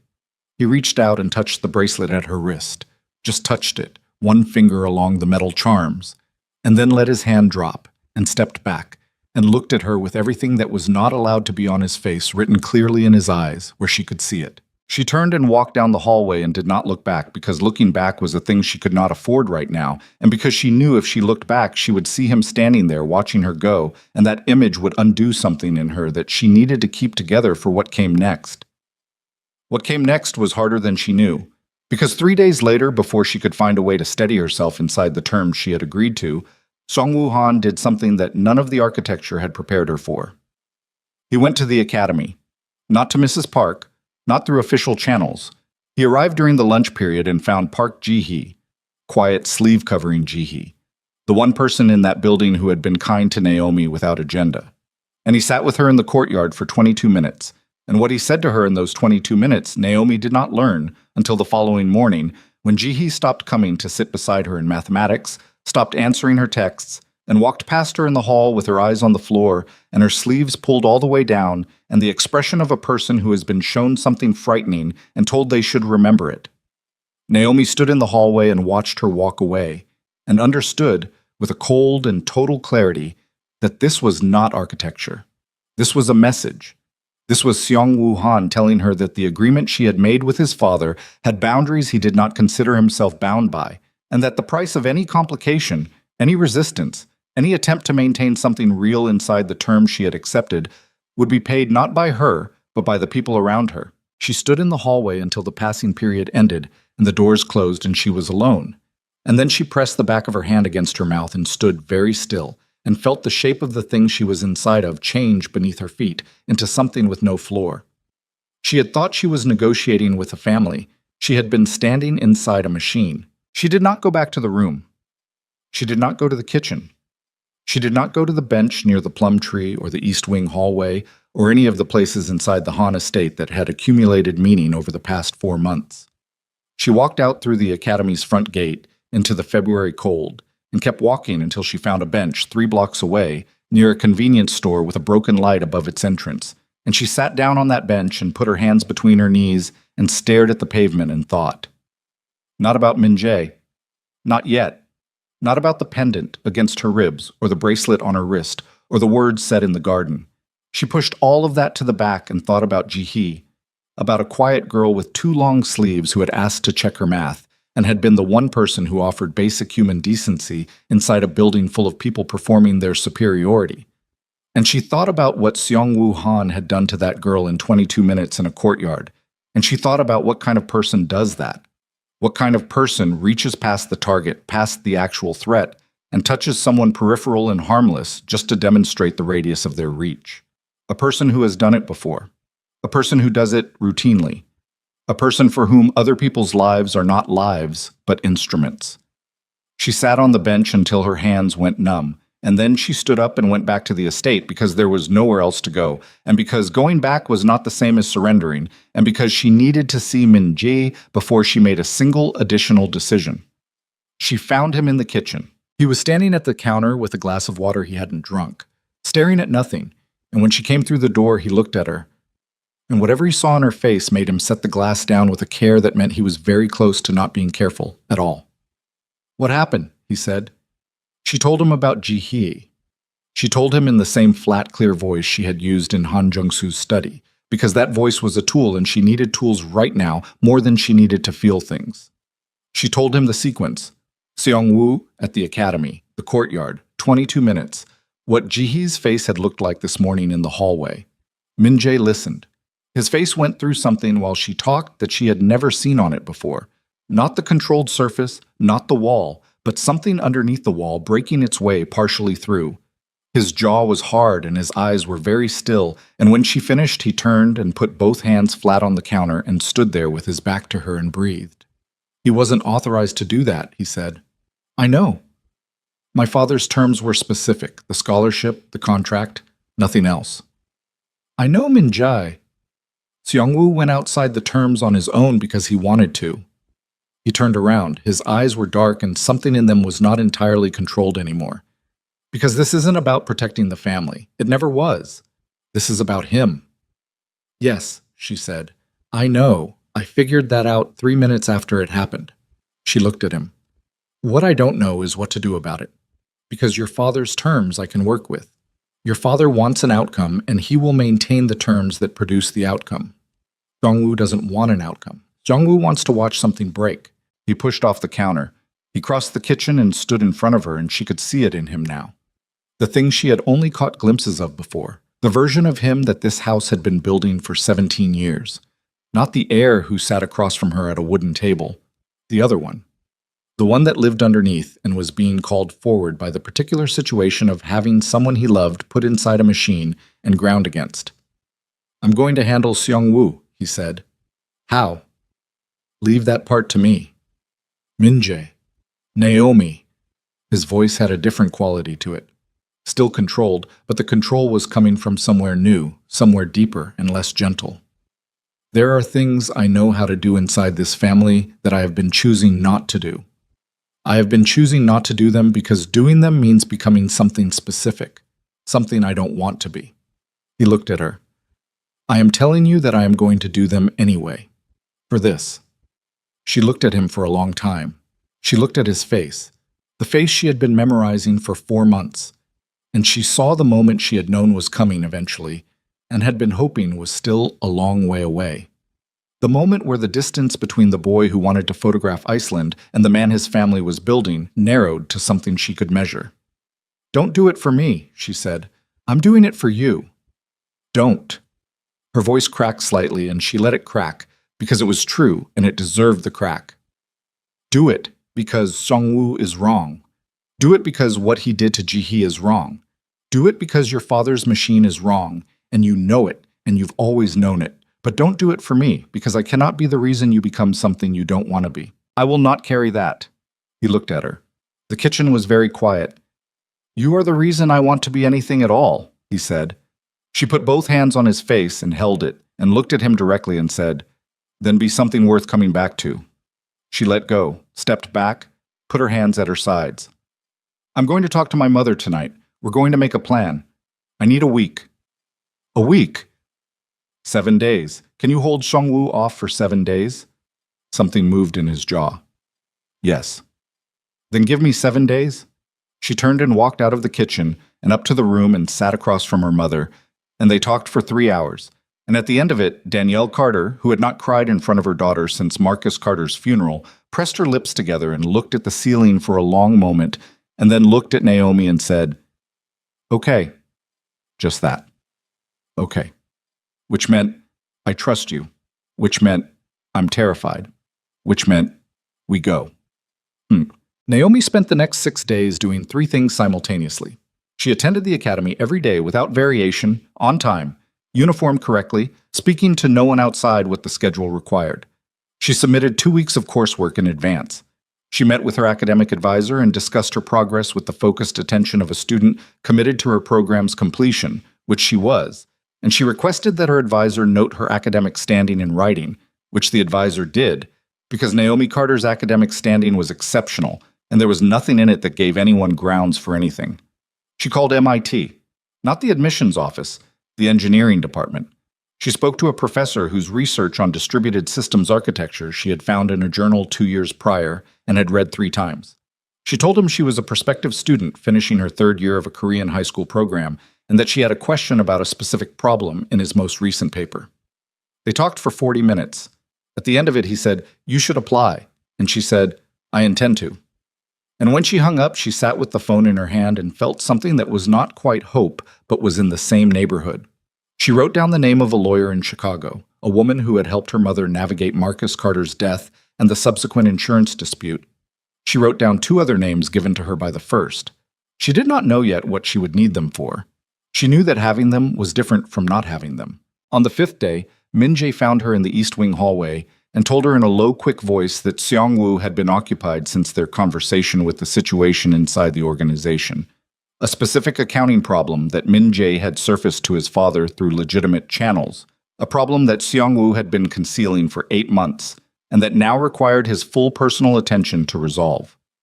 He said it with his eyes straight ahead and his voice completely level, and she looked at the side of his face and understood that the thing she had seen forming in him in the kitchen had found a specific shape. "Is it real?" she said. "The accounting problem." "Everything I told my father is accurate." "That's not what I asked."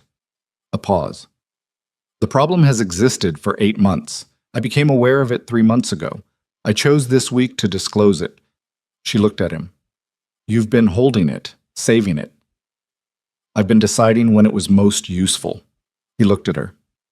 "Welcome to this family." She didn't say anything. She wasn't sure what there was to say. He had used the machinery of the Han organization against one of its own members to protect her, which meant he had taken his first step into operating as the heir rather than resisting it, which meant the distance between the boy she loved and the man he was becoming had closed another degree. She had told him not to do it for her. She suspected he had done it partly for her, and partly for himself, and partly because Seong-woo had been doing it for years to people who couldn't fight back. And that mixed justification was probably the most honest version of who Min-jae Han was becoming. She put it aside. There was no time to process it yet, and she knew it, and she filed it in the part of her mind where she kept things to return to later. On the 7th day, she packed. She did not tell him she was leaving until the night before. She found him at 10 o'clock after her mother was asleep, in the garden near the plum tree. She had sent him a message that said only the bench, and he was there when she arrived, standing rather than sitting, his coat collar up against the February wind. He looked at her bag. She was carrying the same rolling carry-on she had arrived with 4 months ago, already packed, standing at her side. "When?" he said. "Tomorrow morning. 7 o'clock car." "Where?" "We're going to my mother's cousin in Busan for the rest of the academic year. It's far enough from Seoul that it's outside the radius of what your family can conveniently monitor without making an effort. I'll finish my coursework remotely. I've already arranged it with the academic office." She looked at him. "It took 4 days to set up. Your mother will receive formal notice from the household manager that my mother is voluntarily relocating for family reasons. There's no conflict. There's no drama. It just ends cleanly." He stood in the cold and looked at her and said nothing for a moment. The wind moved through the plum tree above them. "Busan," he said. "Yes." "And then America?" "Probably. After the year ends, we'll see what my mother's situation looks like." She paused. "MIT applications open in the fall." He looked at the bag. Something crossed his face. Not grief exactly. The word didn't fit right. It was bigger than that and less organized. "You planned all of this in 7 days." "I planned all of this in 7 days while attending school full-time and submitting 2 weeks of advanced coursework," she said, and there was no pride in it, just the statement of a fact that was true. He looked at her then with an expression she was going to carry for a long time, like she was something he was trying to photograph with only his eyes, like he was working very hard to fix the exact quality of her in the low amber light. "I made you something," he said. He reached into his coat and brought out a second jade pendant, twin to the one he had given her, carved from the same pale green stone, the same plum blossom shape. He held it in his palm between them. "My grandmother had 2, he said. "She gave me one. She told me once that she had kept the other for the day I might need it." He looked at the pendant. "I've been carrying both of them since December. I kept waiting for a right moment. I don't think the right moment is coming, so this one will have to do." Naomi took it.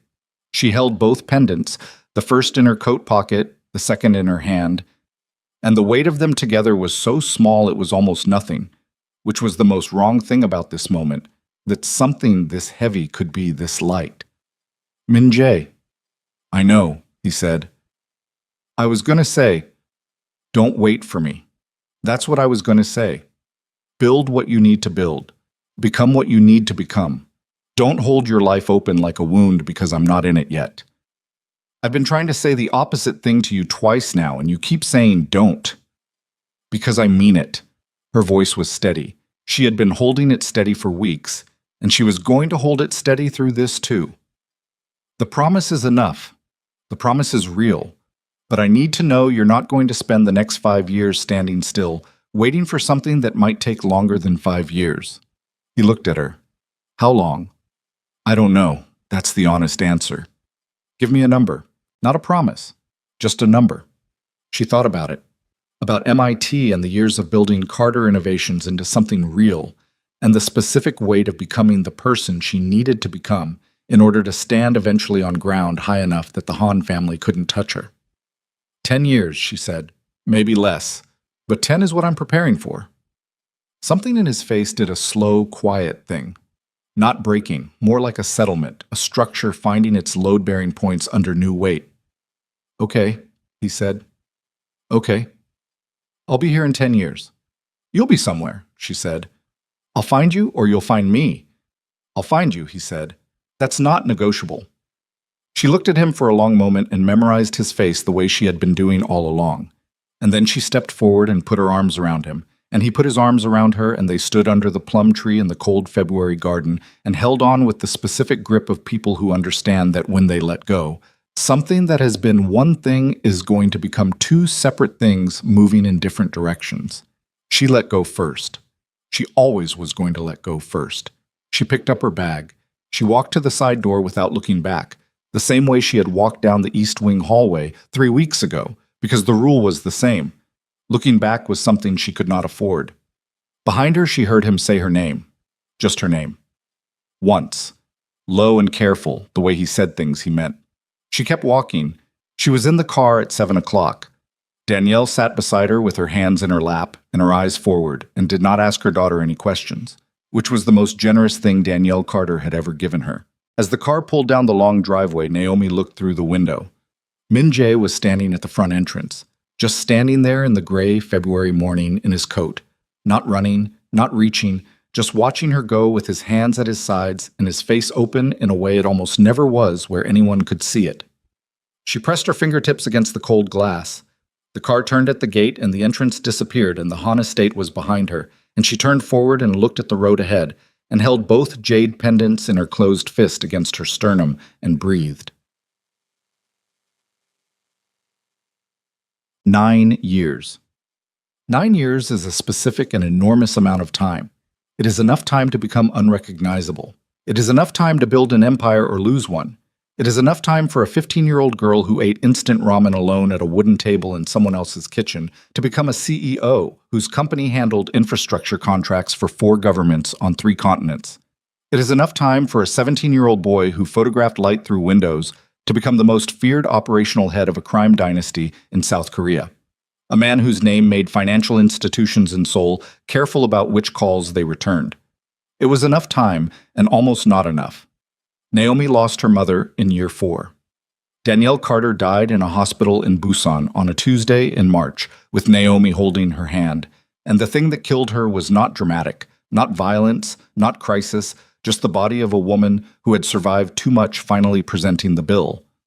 Naomi sat in the hospital room for a long time after, holding a hand that was no longer warm, and felt something in her own architecture shift into a configuration it would not shift back out of. She flew to Chicago for the funeral. She buried her mother next to Marcus Carter in the cemetery on the south side where they had first buried him on a cold afternoon 5 years prior. And she stood at the grave in the February wind and did not cry because she had used everything she had at the hospital, and there was nothing left for the cemetery. And that was fine. That was something she understood her mother would not have required of her. She flew back and she finished her degree, and she built the company. Carter Innovations started in a 2-room office in Cambridge, Massachusetts, with Naomi and 2 engineers she had recruited from her MIT program, and a contract with a municipal government in Connecticut that paid barely enough to cover 3 salaries. In year 2, it was a 12-person team. In year 4, it was 140 people in a Series B round that 3 major funds competed for. In year 6, Carter Innovations was a global company with offices in 4 countries, and Naomi Carter was on the cover of a magazine that she bought at an airport and looked at for about 45 seconds, and then put in a recycling bin because she had a flight to catch. She was 24. She was 26. She was 30. She did not remove the bracelet. She carried both jade pendants in the inside pocket of every coat she owned. She did not look for him. That had been the agreement with herself. Not because she didn't think about it, not because 1,000 moments over 9 years hadn't made her reach for her phone or come close to making a call, but because looking for him while she was still building would have meant coming to him as the person she was instead of the person she intended to be, and she was not going to do that. She was going to arrive on her own ground or not at all. In year 8, she heard his name in a meeting in Singapore, attached to a Han organization land deal that overlapped with a government infrastructure contract her company was bidding on. She sat in the conference room and heard Kang Min-jae Han said by a man in an expensive suit who said it the way people said it by then, carefully, with a particular respect that was adjacent to fear. And she kept her face completely neutral and made a note on her legal pad and moved to the next agenda item. She was not ready yet. She was close. Not yet. In year 9, she was ready. The trigger was not something she chose. The trigger was an announcement that appeared in her news feed on a Thursday morning in March, while she was in her office in Chicago, a city she had returned to deliberately because it was hers, and she had decided that nothing in her life was going to be evacuated permanently just because it was difficult to be in it. Han Kang Min-jae, operational head of the Han organization, was engaged to Yoona Choi, daughter of Choi Byung-soo, head of the Choi crime syndicate. The engagement had been announced at a formal gathering at the Han estate. The alliance was described as a consolidation of the 2 most powerful criminal organizations in South Korea. The wedding was scheduled for the following autumn. Naomi read the announcement twice. She put her phone face down on her desk. She looked at the window. Outside, Chicago was doing what Chicago did in March. Gray sky, cold light, the city existing without apology for how hard it was to be in it, which was one of the things she had always appreciated about it. She thought about the kitchen table, the calculus, the weight of a jade pendant in a boy's palm at 17 years old. She picked up her phone and called her chief of staff. "Clear my Seoul schedule," she said. "I'm going in 2 weeks. The Han infrastructure bid doesn't close until I'm not going for the bid." She looked at the window. "Get me in the room. Whatever room he's going to be in. Get me a legitimate reason to be standing in the same building as the Han organization's leadership." A pause. "That's a crime family, Naomi. I know what it is. I've known what it is for 9 years. She stood up from her desk. "I'm going. Find me a door." The door turned out to be a technology partnership proposal between Carter Innovations and a legitimate Han subsidiary, a smart infrastructure company that the Han organization used as its public-facing development arm. The meeting was arranged through proper channels. It was a real proposal with real numbers and real strategic value. Naomi had built it herself over 4 days, working 18-hour days with 2 of her best analysts, because whatever door she walked through had to be a door she had actually built, not one she had borrowed. The meeting was scheduled at a hotel in Gangnam. Neutral ground, technically, corporate venue. Conference rooms with glass walls and catering carts, and the very ordinary architecture of legitimate business. The Han organization was sending its head of strategic partnerships and 2 senior advisors. Naomi arrived 20 minutes early, which was her habit for every meeting that mattered. She was wearing a charcoal suit she had bought in Milan and shoes that cost more than the monthly rent on the first Carter Innovations office, not because she needed armor, but because she had learned that the material language of authority was real and that she was fluent in it now, and that fluency was a tool like any other. She was standing at the conference room window looking out over Gangnam when the door opened. She turned. The man who walked in was not the head of strategic partnerships. He was taller than she remembered, which was something she had not accounted for. The suit was dark and excellent, and he wore it with the ease of a man who had stopped performing authority somewhere along the way and had simply become it. His face was the same face. She had memorized it correctly. All those years ago, she had gotten the shape of it right. But 9 years had done things to it, made it harder, stripped some of the remaining softness from around the eyes, added something to the jaw that was not there at 17. Kang Min Jae Han closed the door behind him and stood across the conference room from her and looked at her the same way he had looked at the light in the kitchen window 9 years ago, like something he had been waiting to understand. Neither of them said anything for a moment that stretched past the point where normal people would have broken it. Then he said, "You're early." "I'm always early," she said. "You're not the head of strategic partnerships." "No. You sent yourself instead." When I saw who was leading the proposal, he looked at her. His voice was the same, lower than expected, flat and careful. But underneath the flatness was something that 9 years had not been able to smooth out.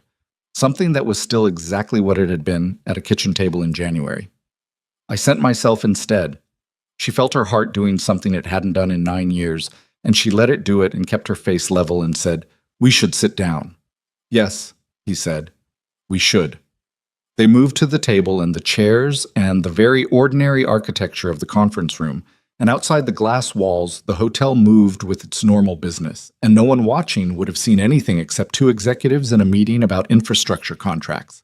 And inside the room, 9 years of distance collapsed into the space between two chairs at a table and waited, very still, for someone to decide what to do with it. "I saw the engagement announcement," she said. His jaw moved. "I know. Is it real?" He looked at her directly. "Is that why you came?" "Answer the question, Min Jae." He put his hands on the table between them, flat, the same gesture she remembered from the kitchen, the gesture of a person laying down the performance and offering what was underneath it instead. "My family is in crisis," he said. "A rival syndicate has been destabilizing our operations for 14 months. We have internal betrayal at the senior level. The Choi Alliance is my father's solution. Consolidate, neutralize the external threat, replace the internal rot with Choi loyalty. He told me it was my duty." His eyes were on her. "I told him no." She looked at him. "You told him no." 3 weeks ago. In that same study, at that same desk. Something crossed his face, the shadow of a thing that had cost something significant. "I showed him what I've been carrying for 9 years. He reached into his jacket and set something on the table between them. The jade pendant. The original one, the first one, his grandmother's. And I told him some promises are stronger than what he was asking me to do." The conference room was very quiet. Naomi looked at the pendant on the table. She reached into her own jacket and set both of hers beside it, the one he had given her first, the twin he had given her in the garden the night before she left. 3 jade pendants on a conference table in Gangnam, pale green, carved into plum blossoms, the physical weight of 9 years sitting between two people who had been 15 and 17 and stupid and brave and had meant every word. She looked up at him. "Your family's crisis," she said. "The rival syndicate. The internal betrayal. You said you have internal betrayal at the senior level." "Yes." "Seong-woo," she said. The look on his face confirmed it before he spoke.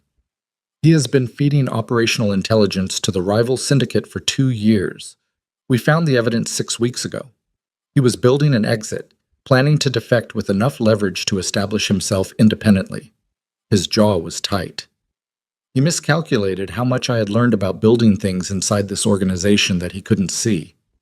She thought about a small recording device in a hedge, about Ji-hee's face in a hallway, about the word architecture said in a room designed to make people feel small. "Is he contained?" she said. "Yes." "And your father?" "My father is managing a crisis that requires every resource he has. He does not currently have the surplus to manage me as well." He looked at her. "Which is why I'm sitting in this conference room instead of someone from strategic partnerships, because I have approximately a window, not long, not guaranteed, and I needed to use it." She looked at him across the pendants and the table, and 9 years of distance that was not, she now understood, the same thing as 9 years of absence. "Carter Innovations is a $2 billion company," she said. "I know. I have contracts with 4 governments. I have a legal team that has fought 3 injunctions and won 2 of them. I have ground, Min Jae. My own ground. I am not walking back into this as the girl they threw out." "I know that," he said. "I have watched your company for 6 years. I know exactly what you built and what it cost and what it means." He leaned forward slightly. "I'm not asking you to come back to anything. I'm asking if what was real 9 years ago is still real now.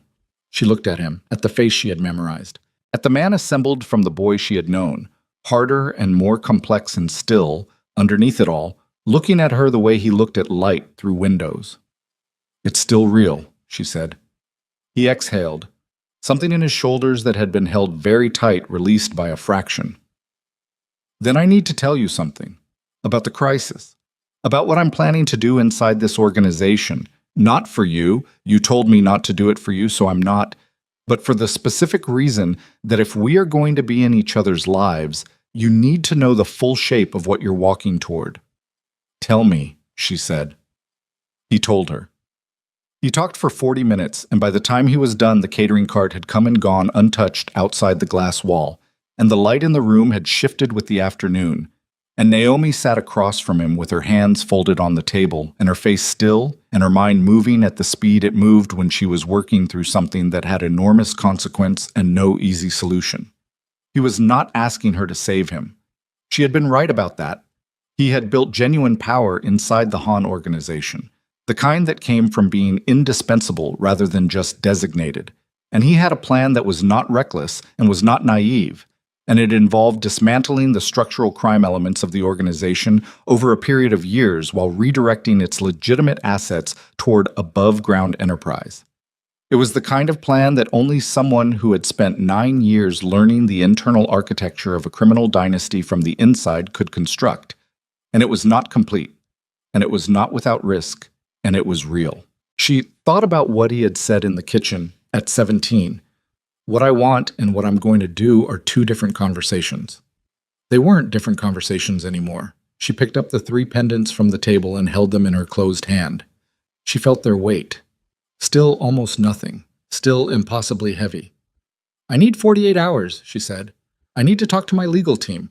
I need to look at the structural side of what you've described and tell you what I see from the outside, because you've been inside it so long that there are things you might not be seeing clearly. 48 hours, he said, and then we talk again. Somewhere that's not a conference room in Gangnam. Where? She thought about it. Somewhere with windows, she said. I want to see what you photograph now. Something happened in his face that she had not seen in 9 years, and had not been sure she would see again. Something that was not quite a smile, but was what lived in the same territory, the thing that existed in him before the Han organization finished building itself around him. I still photograph everything, he said. I know, she said. I Googled you in year 3 and found a photography account. You used a pseudonym, but you used the same compositional style, and I recognized the light. He stared at her. You found Kim Min-jae Photography. You need a better pseudonym. She stood up, straightened her jacket, put the 3 pendants in her pocket. 48 hours. I'll have my assistant send a location. She picked up her portfolio and walked to the conference room door and put her hand on the handle and felt 9 years standing in the room behind her like weather. She turned around. He was standing at the table looking at her with the pendants gone and the table empty between them and his face open in the February afternoon light coming through the Gangnam windows. And he looked like himself.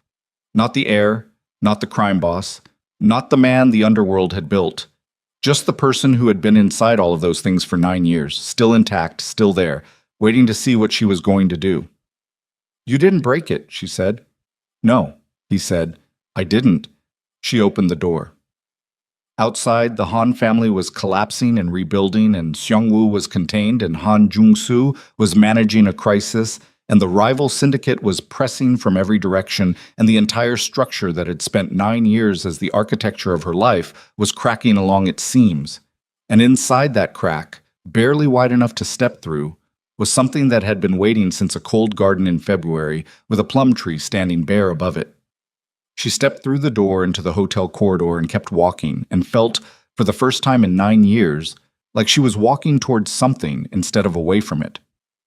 Behind her, through the glass wall, Min Jae-han stood at the conference table with both hands flat on the surface and his head slightly bowed, breathing, and anyone watching from the corridor would have seen only a man taking a moment before his next meeting. Only someone who knew the specific weight of 9 years would have understood that what they were actually watching was a man who had just found the ground he had been building toward all along, and was standing on it at last, and was not going to move. The 48 hours did not go the way either of them planned.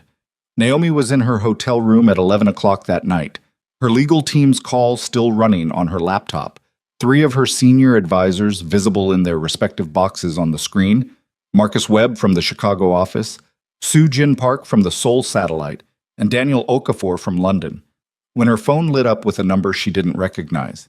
She almost let it go. Then something made her pick up. It was a woman's voice, older, careful in the way of people who have measured their words for so long that caution has become the texture of how they speak. Miss Carter, my name is Han Soo-yeon. I am Min Jae's mother. Naomi looked at the laptop screen. She held up one finger to her team, and they went quiet. I'm listening, she said. I need to meet with you. Tonight, if possible. Not at the Han estate. There's a tea house in Bukchon. I will send the address.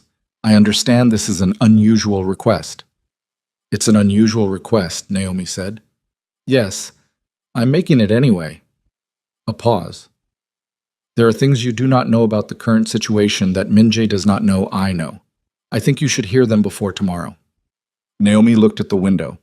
Outside, Seoul moved through its nighttime without particular concern for the specific gravity of this moment.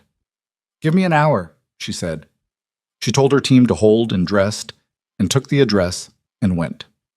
The tea house was the kind of place that had existed in that alley for probably 60 years. Narrow front, paper screens, the smell of roasted barley and old wood. Han Soo-yeon was already there when Naomi arrived, sitting at a low table near the back, her hands around a cup she wasn't drinking from. She was a woman in her late 50s who wore her age with the composure of someone who had decided a long time ago that composure was non-negotiable, regardless of what the circumstances were doing. Naomi sat across from her and said nothing, and waited. Han Soo-yeon looked at her for a moment. You're not what I expected, she said, in English that was careful and precise. What did you expect? I don't know, something easier to dismiss. She looked at her cup. I dismissed you 9 years ago.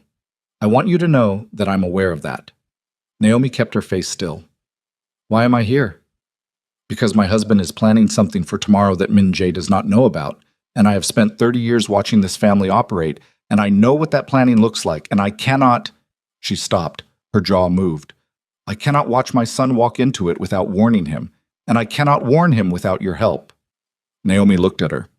At this woman who had sat in a room 9 years ago while Han Jong-soo laid out the architecture of Naomi's removal from her son's life, and had said nothing, and had allowed it, and was now sitting in a tea house in Bukchon with her hands around a cold cup and something in her face that was not quite guilt but was related to it. Tell me, Naomi said. Han Soo-yeon told her. The rival syndicate, the one that had been destabilizing Han operations for 14 months, had not appeared organically. It had been constructed, funded through shell companies and staffed through intermediaries, built specifically to create the crisis that would require a Choi alliance, which would then allow Choi Byung-soo to absorb the Han organization through a marriage consolidation that looked like a rescue but functioned as an acquisition. The architect of that construction was not the Choi family. It was Han Jung-soo. Naomi sat very still. He built the threat himself, she said. Flat, making sure she had the shape of it right. Over 2 years, using subsidiary accounts that Min Jae had no visibility into. The internal betrayal Min Jae found, Seong-woo, that was real. Seong-woo was genuinely selling intelligence, but he was selling it to an organization that my husband had already compromised. Seong-woo thought he was defecting. He was being managed. Han Soo-yeon's voice was level in the way of someone holding something very heavy with both hands and not allowing themselves to put it down. My husband needed a crisis large enough to justify the Choi consolidation without Min Jae's resistance. Min Jae would not have accepted the marriage under normal circumstances. He needed to believe the organization was genuinely threatened. So Min Jae's refusal, Naomi said. When Min Jae refused the engagement 3 weeks ago, it was not planned for. My husband built a machine to produce a specific outcome, and my son refused the outcome. And now the machine is still running, and my husband does not know how to stop it cleanly without revealing what he built. She looked at Naomi directly. He is planning to remove Min Jae from operational leadership tomorrow. Not discreetly, formally. He has already spoken to the Han organization's senior council. He is going to frame Min Jae's refusal of the Choi alliance as a breach of organizational duty and use it to justify a leadership transfer to a council structure that my husband controls entirely. The tea house was quiet. Somewhere behind the paper screen, a kettle was doing something small and domestic. "Why are you telling me this?" Naomi said. "Not why you feel you should, why you actually are." Han Soo-yeon looked at her hands. "Because I watched my son run after your car 9 years ago," she said. "And I have not forgiven myself for the part I played in that. And because he is the only thing my husband built that is actually worth something, and my husband is about to destroy him to protect a machine, and I am not able to watch that happen and do nothing." She looked up. "And because you came back. I heard you came back on your own ground. I wanted to see if that was true." Naomi looked at this woman who had failed her son 9 years ago and was trying, imperfectly and late, and with clear awareness of both those facts, to do something different now. She thought about what her mother would have said about that. Danielle Carter had believed, with the particular faith of a woman who had seen enough of people to know their full range, that almost anyone could do better than their worst moment if the stakes were high enough and the moment was right. "I need to call Min Jae," Naomi said. "Yes. And I need whatever documentation you have of your husband's subsidiary accounts. The construction of the rival syndicate. Whatever is traceable." Han Soo-yeon reached into her coat and set a folded envelope on the table. "I have been keeping records for 14 months, she said, "since I understood what he was doing." Naomi looked at the envelope. She did not pick it up yet. "You've had this for 14 months. "Yes." "Why didn't you go to Min Jae 14 months ago?" A silence that had the weight of 30 years of marriage in it. "Because I was still deciding whose side I was on," Han Soo-yeon said. "I am done deciding." Naomi picked up the envelope. She called Minji from the alley outside the tea house. He picked up on the second ring, which meant he hadn't been sleeping, which meant he had spent the last several hours in the same state she had, wound tight, moving through the implications of the afternoon at high speed. "I need you to listen to me for 5 minutes without talking," she said. "Okay." She told him. She gave it to him in the same flat, clear sequence she had used for every hard thing in the past 9 years. The shape first, then the details, then the implications. She heard his breathing on the other end of the call change quality twice. Once when she told him about the constructed rival syndicate, and once when she told him about the council meeting his father had already arranged. When she finished, he was quiet for a long moment. "Where did you get this?" he said. "Your mother." Another silence, longer this time. "She came to you." "Yes." She heard him breathe. "How much documentation?" 14 months of subsidiary account records, enough to show the construction of the syndicate and trace the funding through at least 4 intermediary shells. "My legal team can have a preliminary analysis by 6 in the morning. The council meeting is at 9. "I know, we have 3 hours. She heard him move, and the sound of someone standing, of a room being crossed. "Naomi." "I know. If we take this to the council without preparation, my father will—" "I'm not taking it to the council," she said. "I'm taking it to 2 people on the council who I know have been uncomfortable with the Choi consolidation because of what it means for their own operational autonomy. I spent 2 hours with my sole analyst this afternoon reviewing Han Organization Council structure. There are 3 members who benefit more from Minji's continued leadership than from a Choi absorption. I need their names confirmed, and I need a way to reach them tonight." He said the names. She wrote them down. "You spent 2 hours analyzing our council structure," he said. "I do due diligence on every organization I consider partnering with. We are not a partnership." "Not yet," she said. "Give me the contact information." He gave her the contact information, and she went back to her hotel room, and her team was still on the call, and she said, "New direction. Here is what we are doing for the next 3 hours." And they did it. By 5 in the morning, 3 things were true. The first was that Webb had completed a preliminary trace of the subsidiary accounts in Han Soo-yeon's documentation and confirmed the construction of the rival syndicate was legible in the financial record, not airtight, not courtroom ready, but clear enough to show anyone looking honestly at it exactly what Han Jung-soo had built and why. The second was that Naomi had spoken by phone to 2 of the 3 council members Min Jae had named. Both calls had been brief and uncomfortable in the particular way of conversations where everyone in them already understands the implication and nobody wants to be the first to name it directly. Both council members had listened. Neither had committed. Both had asked for the documentation to be sent to a private address by 7 o'clock. She sent it at 6:55. The third thing was that Min Jae arrived at her hotel at 5:30, let in by the front desk with a card she had left for him, and came through the door of her room looking like a man who had not slept and had no intention of performing otherwise. He was in dark clothes with his coat still on and his hair not arranged and his face doing nothing decorative at all. And he looked at the room, the laptop, the papers, the 2 empty coffee cups, the legal pad covered in her handwriting, and then he looked at her. "You've been working all night," he said. "So have you." "I've been thinking." "You've been actually working." He looked at the legal pad. "Is that the council analysis?"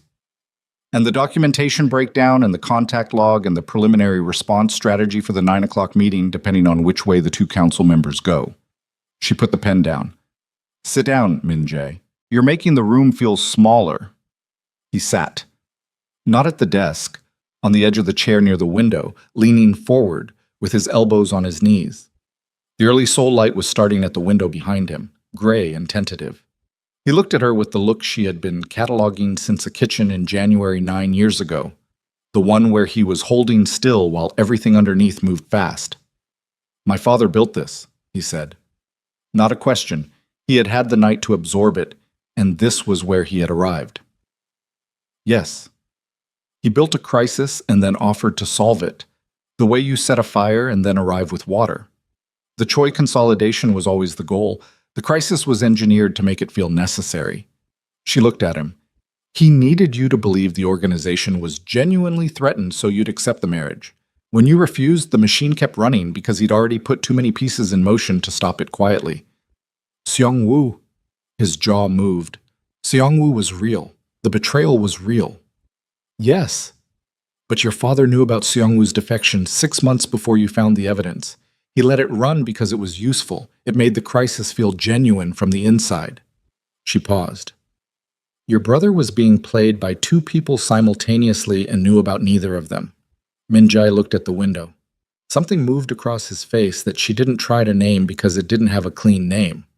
What a person feels when they discover that the structure they have been living inside was built on a lie by the person who was supposed to be its foundation. He is still my father, he said. I know. Whatever happens today, whatever the council does, he is still stopped. I'm not asking you to understand that. I'm just saying it. I understand it, she said. My father was not a perfect man, and I loved him without condition, and I still do. Understanding it doesn't change what has to happen. He looked at her. What has to happen? Your father has to be removed from operational control of the Han organization, not destroyed. I'm not in the business of destroying people, and I'm not going to start with your father. But the documentation goes to the council, and the council has to do what it does with it. And the outcome of that is that Han Jung-soo no longer runs this organization. She held his gaze. And then you do. Differently than he did, the way you described yesterday. He breathed. Looked at the light in the window. You said you wanted to see what I photograph now. I meant it. Naomi. He looked at her. His voice had dropped to the register it went to when he was being very exact about something. I want to be clear about what I'm asking for. Not the organization. Not this meeting. What I am actually asking for. I know what you're asking for. I want to hear you say it. She looked at this man who had carried a jade pendant under his expensive suits for 9 years and refused every arranged marriage and built real power inside a machine he despised, and had chosen her over the one thing his entire life had been designed to make him protect. And she thought about a kitchen table and a calculus problem and the specific quality of being heard by someone for the first time. You're asking me if we're doing this, she said, actually doing this. Not the company partnership, not the strategic alliance. Us. Yes. The answer is yes, she said. It was always going to be yes. I just needed my own ground to stand on first. He looked at her for a long moment, and then he put his face in his hands and stayed like that for about 10 seconds, which was more than she had ever seen him allow in front of another person, and she sat across from him and let him have it without filling the space with words, because she knew when to go quiet too. He lifted his head. His eyes were clear. Okay, he said. Okay, she said. Now, let's go handle your father. Tan. The 9 o'clock council meeting was held in a room on the 32nd floor of a building in central Seoul that the Han organization used for formal gatherings that needed to appear legitimate. Glass and steel, and a conference table long enough to seat 14 people, which it did. Han Jung-soo arrived at 8:55 and found that the seating arrangement was not what his assistant had prepared. The two council members who had received Naomi's documentation at 6:55 were seated at the far end of the table with a third colleague between them, and all three of them had the particular stillness of people who have already had a conversation this morning that changed the shape of what they came here to do. Min-jae arrived at 9 o'clock exactly. He came through the door with his coat on and his face arranged in the Han manner, controlled, present, nothing visible on the surface, and he crossed to his chair and sat down and looked at his father across the table. Han Jung-soo looked at his son. Something moved behind his eyes. An assessment. A recalculation. He had not expected Min-jae to know yet. That was visible in the recalculation, the slight adjustment of a plan encountering a variable it had not accounted for. "You know," Han Jung-soo said. Not a question. "Yes," Min-jae said. The room was very quiet. 12 people in it, and all of them aware that something was happening that was not the meeting they had prepared for. "How?" Min-jae looked at his father. "It doesn't matter how." Han Jung-soo looked at the table. He was a man who had built things through patience and precision and the strategic application of pressure at the right moment. And he was looking at a moment where all three of those tools had been removed from him simultaneously, and he was doing the thing that men like him did in moments like that. He was still, completely still, assessing. "What are you going to do?" he said. Min-jae reached into his jacket and set 3 sheets of paper on the table. Not the full documentation, a summary prepared by Webb at 4 in the morning, clear and specific and without excess language. He slid it across to the council member on his immediate right and said nothing. The paper moved around the table. Han Jung-soo did not look at it. He looked at his son. "I built this organization," he said. "I built it from something that was failing, and I turned it into what it is. Everything you have, everything you know how to do, came from what I built." "Yes," Min-jae said. "And you're going to use what I built against me." "I'm going to use what you built to do what it should have been doing from the beginning." Min-jae's voice was level, not cold. She had expected cold, and it wasn't cold. It was something more difficult than cold. It was the voice of a person being honest with someone they love about something that cannot be undone. "You didn't build a crisis, Ba. You built a lie. And you built it around me and expected me not to see it, and I saw it." The word Ba. The Korean word that was not the formal address, but the other one. Naomi, watching from outside the glass wall where she had no seat at the table and had not requested one, saw it land on Han Jung-soo's face, saw what it cost the man, what it opened in him despite everything, and understood that this was the most brutal thing about the morning, more brutal than the documentation, more brutal than the council members with their recalibrated positions. The brutality was that Min-jae still loved his father and had used the word that said so, in the same breath as the word lie, in front of 12 people, and Han Jung-soo had to absorb both of those things at the same time. The Choi Alliance would have secured this organization for another generation, Han Jung-soo said, quieter now. The Choi Alliance would have ended this organization and started a Choi one, Min-jae said. "You know that. You are too intelligent not to know that. Choi Byung-soo does not consolidate. He absorbs. In 10 years, there would be no Han organization. There would be Choi, and somewhere inside it, a subsidiary with our name on it. The alternative was collapse. The alternative was me." Min-jae looked at his father. "I told you 9 years ago that I would build something inside this organization. I have built it. I have spent 9 years making myself indispensable in ways you could not remove without losing more than you gained, and you know that. And that is why the crisis had to be big enough to override it." He paused. "You could have just talked to me." Han Jung-soo looked at his son for a long moment. The room did not breathe.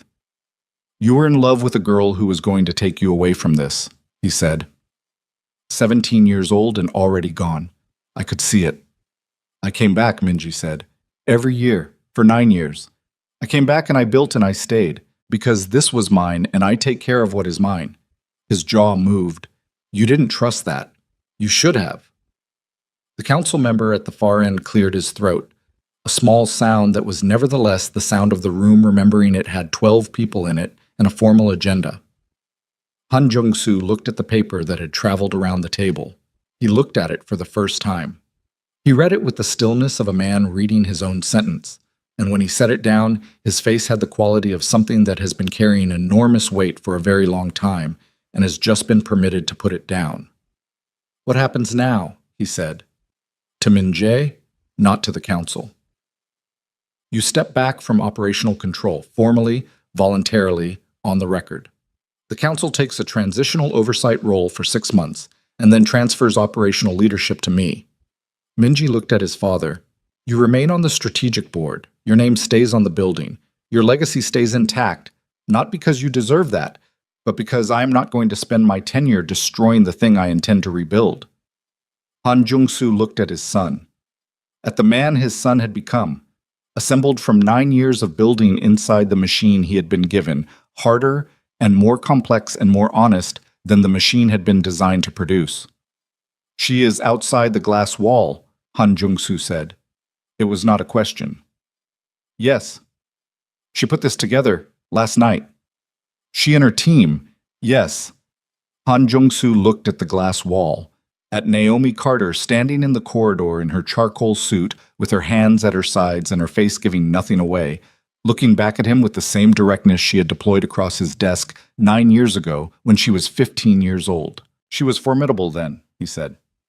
"I told you," Min Jae said. Han Jung-soo was quiet for a moment. Then he did something Naomi had not seen from him before and would not forget. He looked at the table in front of him and he put both hands flat on it and he breathed, and in the breathing something in his face released. Not collapsed, not broken, but released, like a structure that has been under load for so long that even the people inside it had forgotten what it felt like without the pressure. "All right," he said, to Min Jae, to the council, to the room. "All right, Atsam." The formal transition took 3 hours of paperwork and council process that Naomi did not attend. She sat in the corridor and worked through her email and drank coffee from a cart that appeared at 10:30 and thought about her mother and about what Danielle Carter would have made of this morning. She thought Danielle would have appreciated the documentation, would have said something dry about having the evidence ready before the meeting rather than after, would have said "girl" and shaken her head, and then probably cried a little because Danielle could hold 2 responses in her body at the same time without them canceling each other out. Minji came out of the council room at 12:15 and stood in the corridor and looked at her. "Done?" she said. "Done." He looked tired in the specific way of a morning that had taken more than a morning's worth. "My father signed the transfer documents, effective 30 days from today." "And Seong-woo?" "The council will handle Seong-woo's situation separately. He's cooperating in exchange for a reduced consequence, which means what he sold and to whom is now fully documented. The rival syndicate's funding is being frozen through legal channels." He paused. "What my father built, I can dismantle, now that I know what it is." She nodded. "How is he?" "Your father?" Minji looked at the floor for a moment. "He ate lunch with my mother this afternoon. She called me at noon. She said he was very quiet." He looked up. "She also said to thank you. She wanted me to tell you directly." Naomi thought about a tea house in Bukchon and an envelope of 14 months of records and a woman who had spent 30 years watching and waiting to decide. "Tell her she's welcome," she said, "and tell her she did a hard thing." She did. They stood in the corridor together, and the building moved around them with its ordinary afternoon business, and the crisis was not over. Would not be over for months, probably, as the dismantling of Han Jung-soo's construction worked through its legal and organizational complexity. But the center of it had been reached and passed, and they were both still standing, and that was not nothing. "Come on," Naomi said. "Show me where you photograph." He took her to the river. Not the tourist sections of the Han River with their parks and bicycle paths, but a section further north where the city thinned out and the banks were plain and the water moved with the color the sky gave it. He had a camera with him, a real one, not his phone, a body she recognized from the photography account she had found in year 3, and he used it unselfconsciously, the way people do things they have been doing long enough that the self-consciousness burned off years ago. She watched him work. He was very still when he raised the camera. The same stillness she had first seen in a kitchen when he was 17, capturing light through a window. And then very deliberate, and then the stillness broke into the next thing he was looking at. They walked along the bank, and she told him about the things he had missed, about MIT and the first office, and the Series B and the magazine she had put in a recycling bin at an airport. She told him about Danielle, in the Year 4 hospital, with the specificity of someone who has been over the memory enough times that they can hold it without flinching, which was not the same as it not hurting. He listened the way he had always listened, fully, without using the listening to prepare his next sentence. When she finished, he said, "I have photographs from the year she died. I didn't know at the time, but I was in Busan in March of that year for an organizational meeting, and I photographed the coastline. I still have them." She looked at him. "You were in Busan for 2 days. I didn't know you were still there. I thought you'd gone back to America already." He paused. "I almost looked. I had your mother's name. I could have checked the records, found an address." He looked at the water. "I didn't, because you told me not to come until I had the ground. I didn't have it yet." She thought about March of Year 4, about sitting by a window in a house in Busan, having just come back from the hospital, watching the coastline in the gray morning. "You were in the same city," she said. "Yes." She absorbed that. The way you absorb things that cannot be changed and that hurt anyway. "I'm glad you waited," she said. "I wasn't ready yet either." He looked at her. "Were you ever angry at me during the 9 years?" She thought about it honestly. "In year 2, for about 6 months in year 2, I was angry every time I put on the bracelet." She touched it. Still there, always there. "Not at you exactly, at the whole shape of it, at the fact that loving someone at 15 could cost so much." "Did it pass?" "Mostly. I redirected it into the company, which is probably why the company grew the way it did." She looked at him sideways. "You're responsible for at least 30% of Carter Innovation's growth." He almost laughed. She had always liked the almost laugh, the thing that lived at the edge of it, controlled, and then briefly not. They walked until the light changed and the city came back up around them, and he took photographs of things she pointed at. A crane on a construction site, light on the water, a woman selling hoteok from a cart who had exactly the expression of a person at the end of a long day who has made peace with the length of it. He showed her the frames on the camera screen, and she looked at each one, and he looked at her looking at them. "What do you see?" he said. "When you look?" "I see what you pay attention to," she said. "You still photograph people trying to get to the next thing. You find them in the middle of getting there." She handed the camera back. "That's what you were trying to do for 17 years. Get to the next thing." "I got here," he said. "You got here," she said.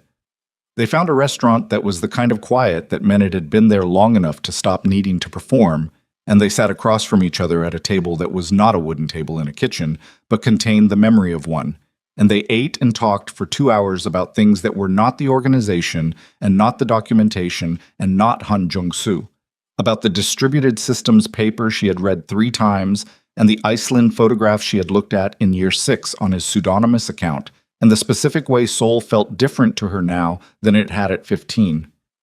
"Does it feel like yours now?" he said. She thought about it. Parts of it.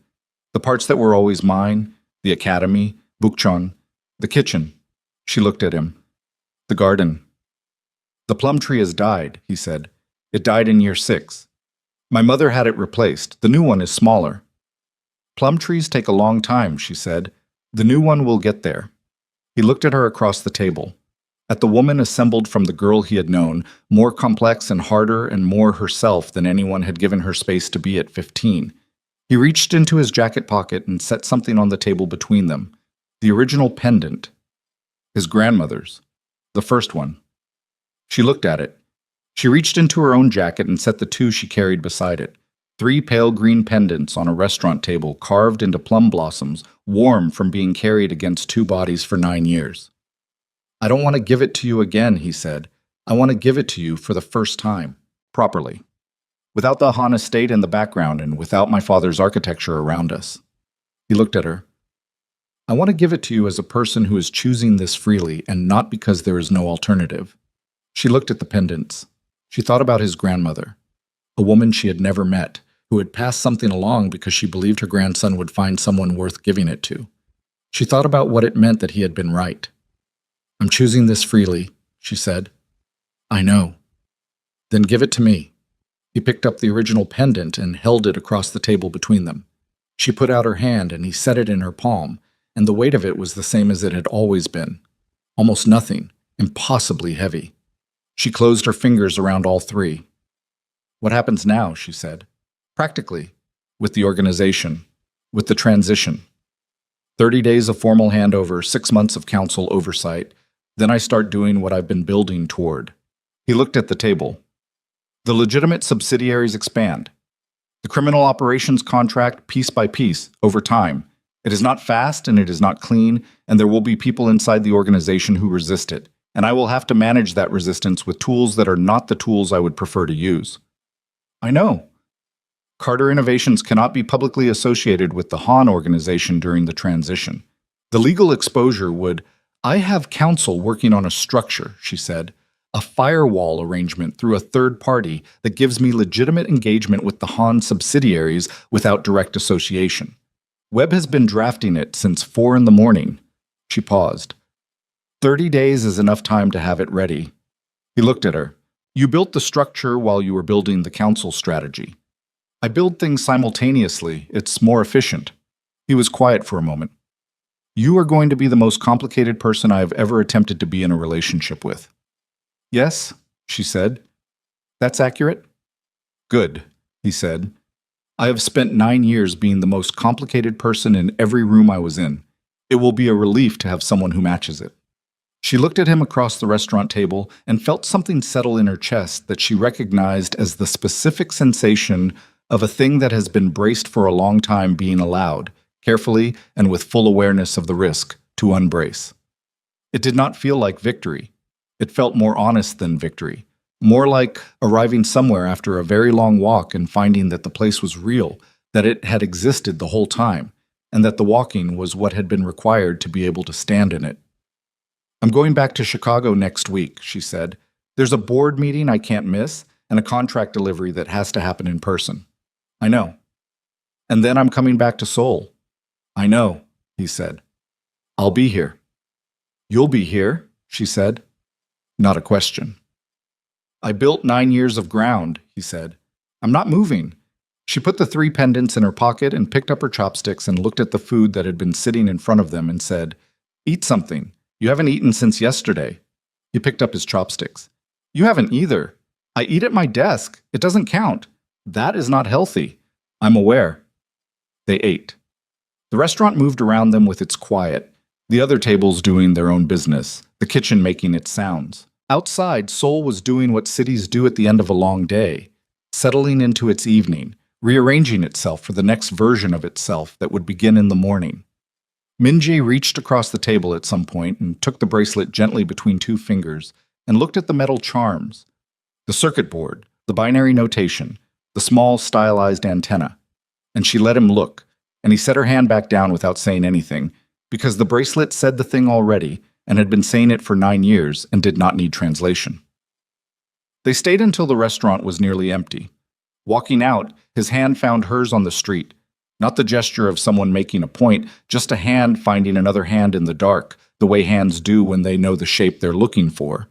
And she let it stay, and they walked along the Seoul street in the evening, and the city carried on around them in all its noise and necessity, and neither of them said anything for a while, which was its own kind of conversation, the kind that only existed between people who had learned how to be quiet together first.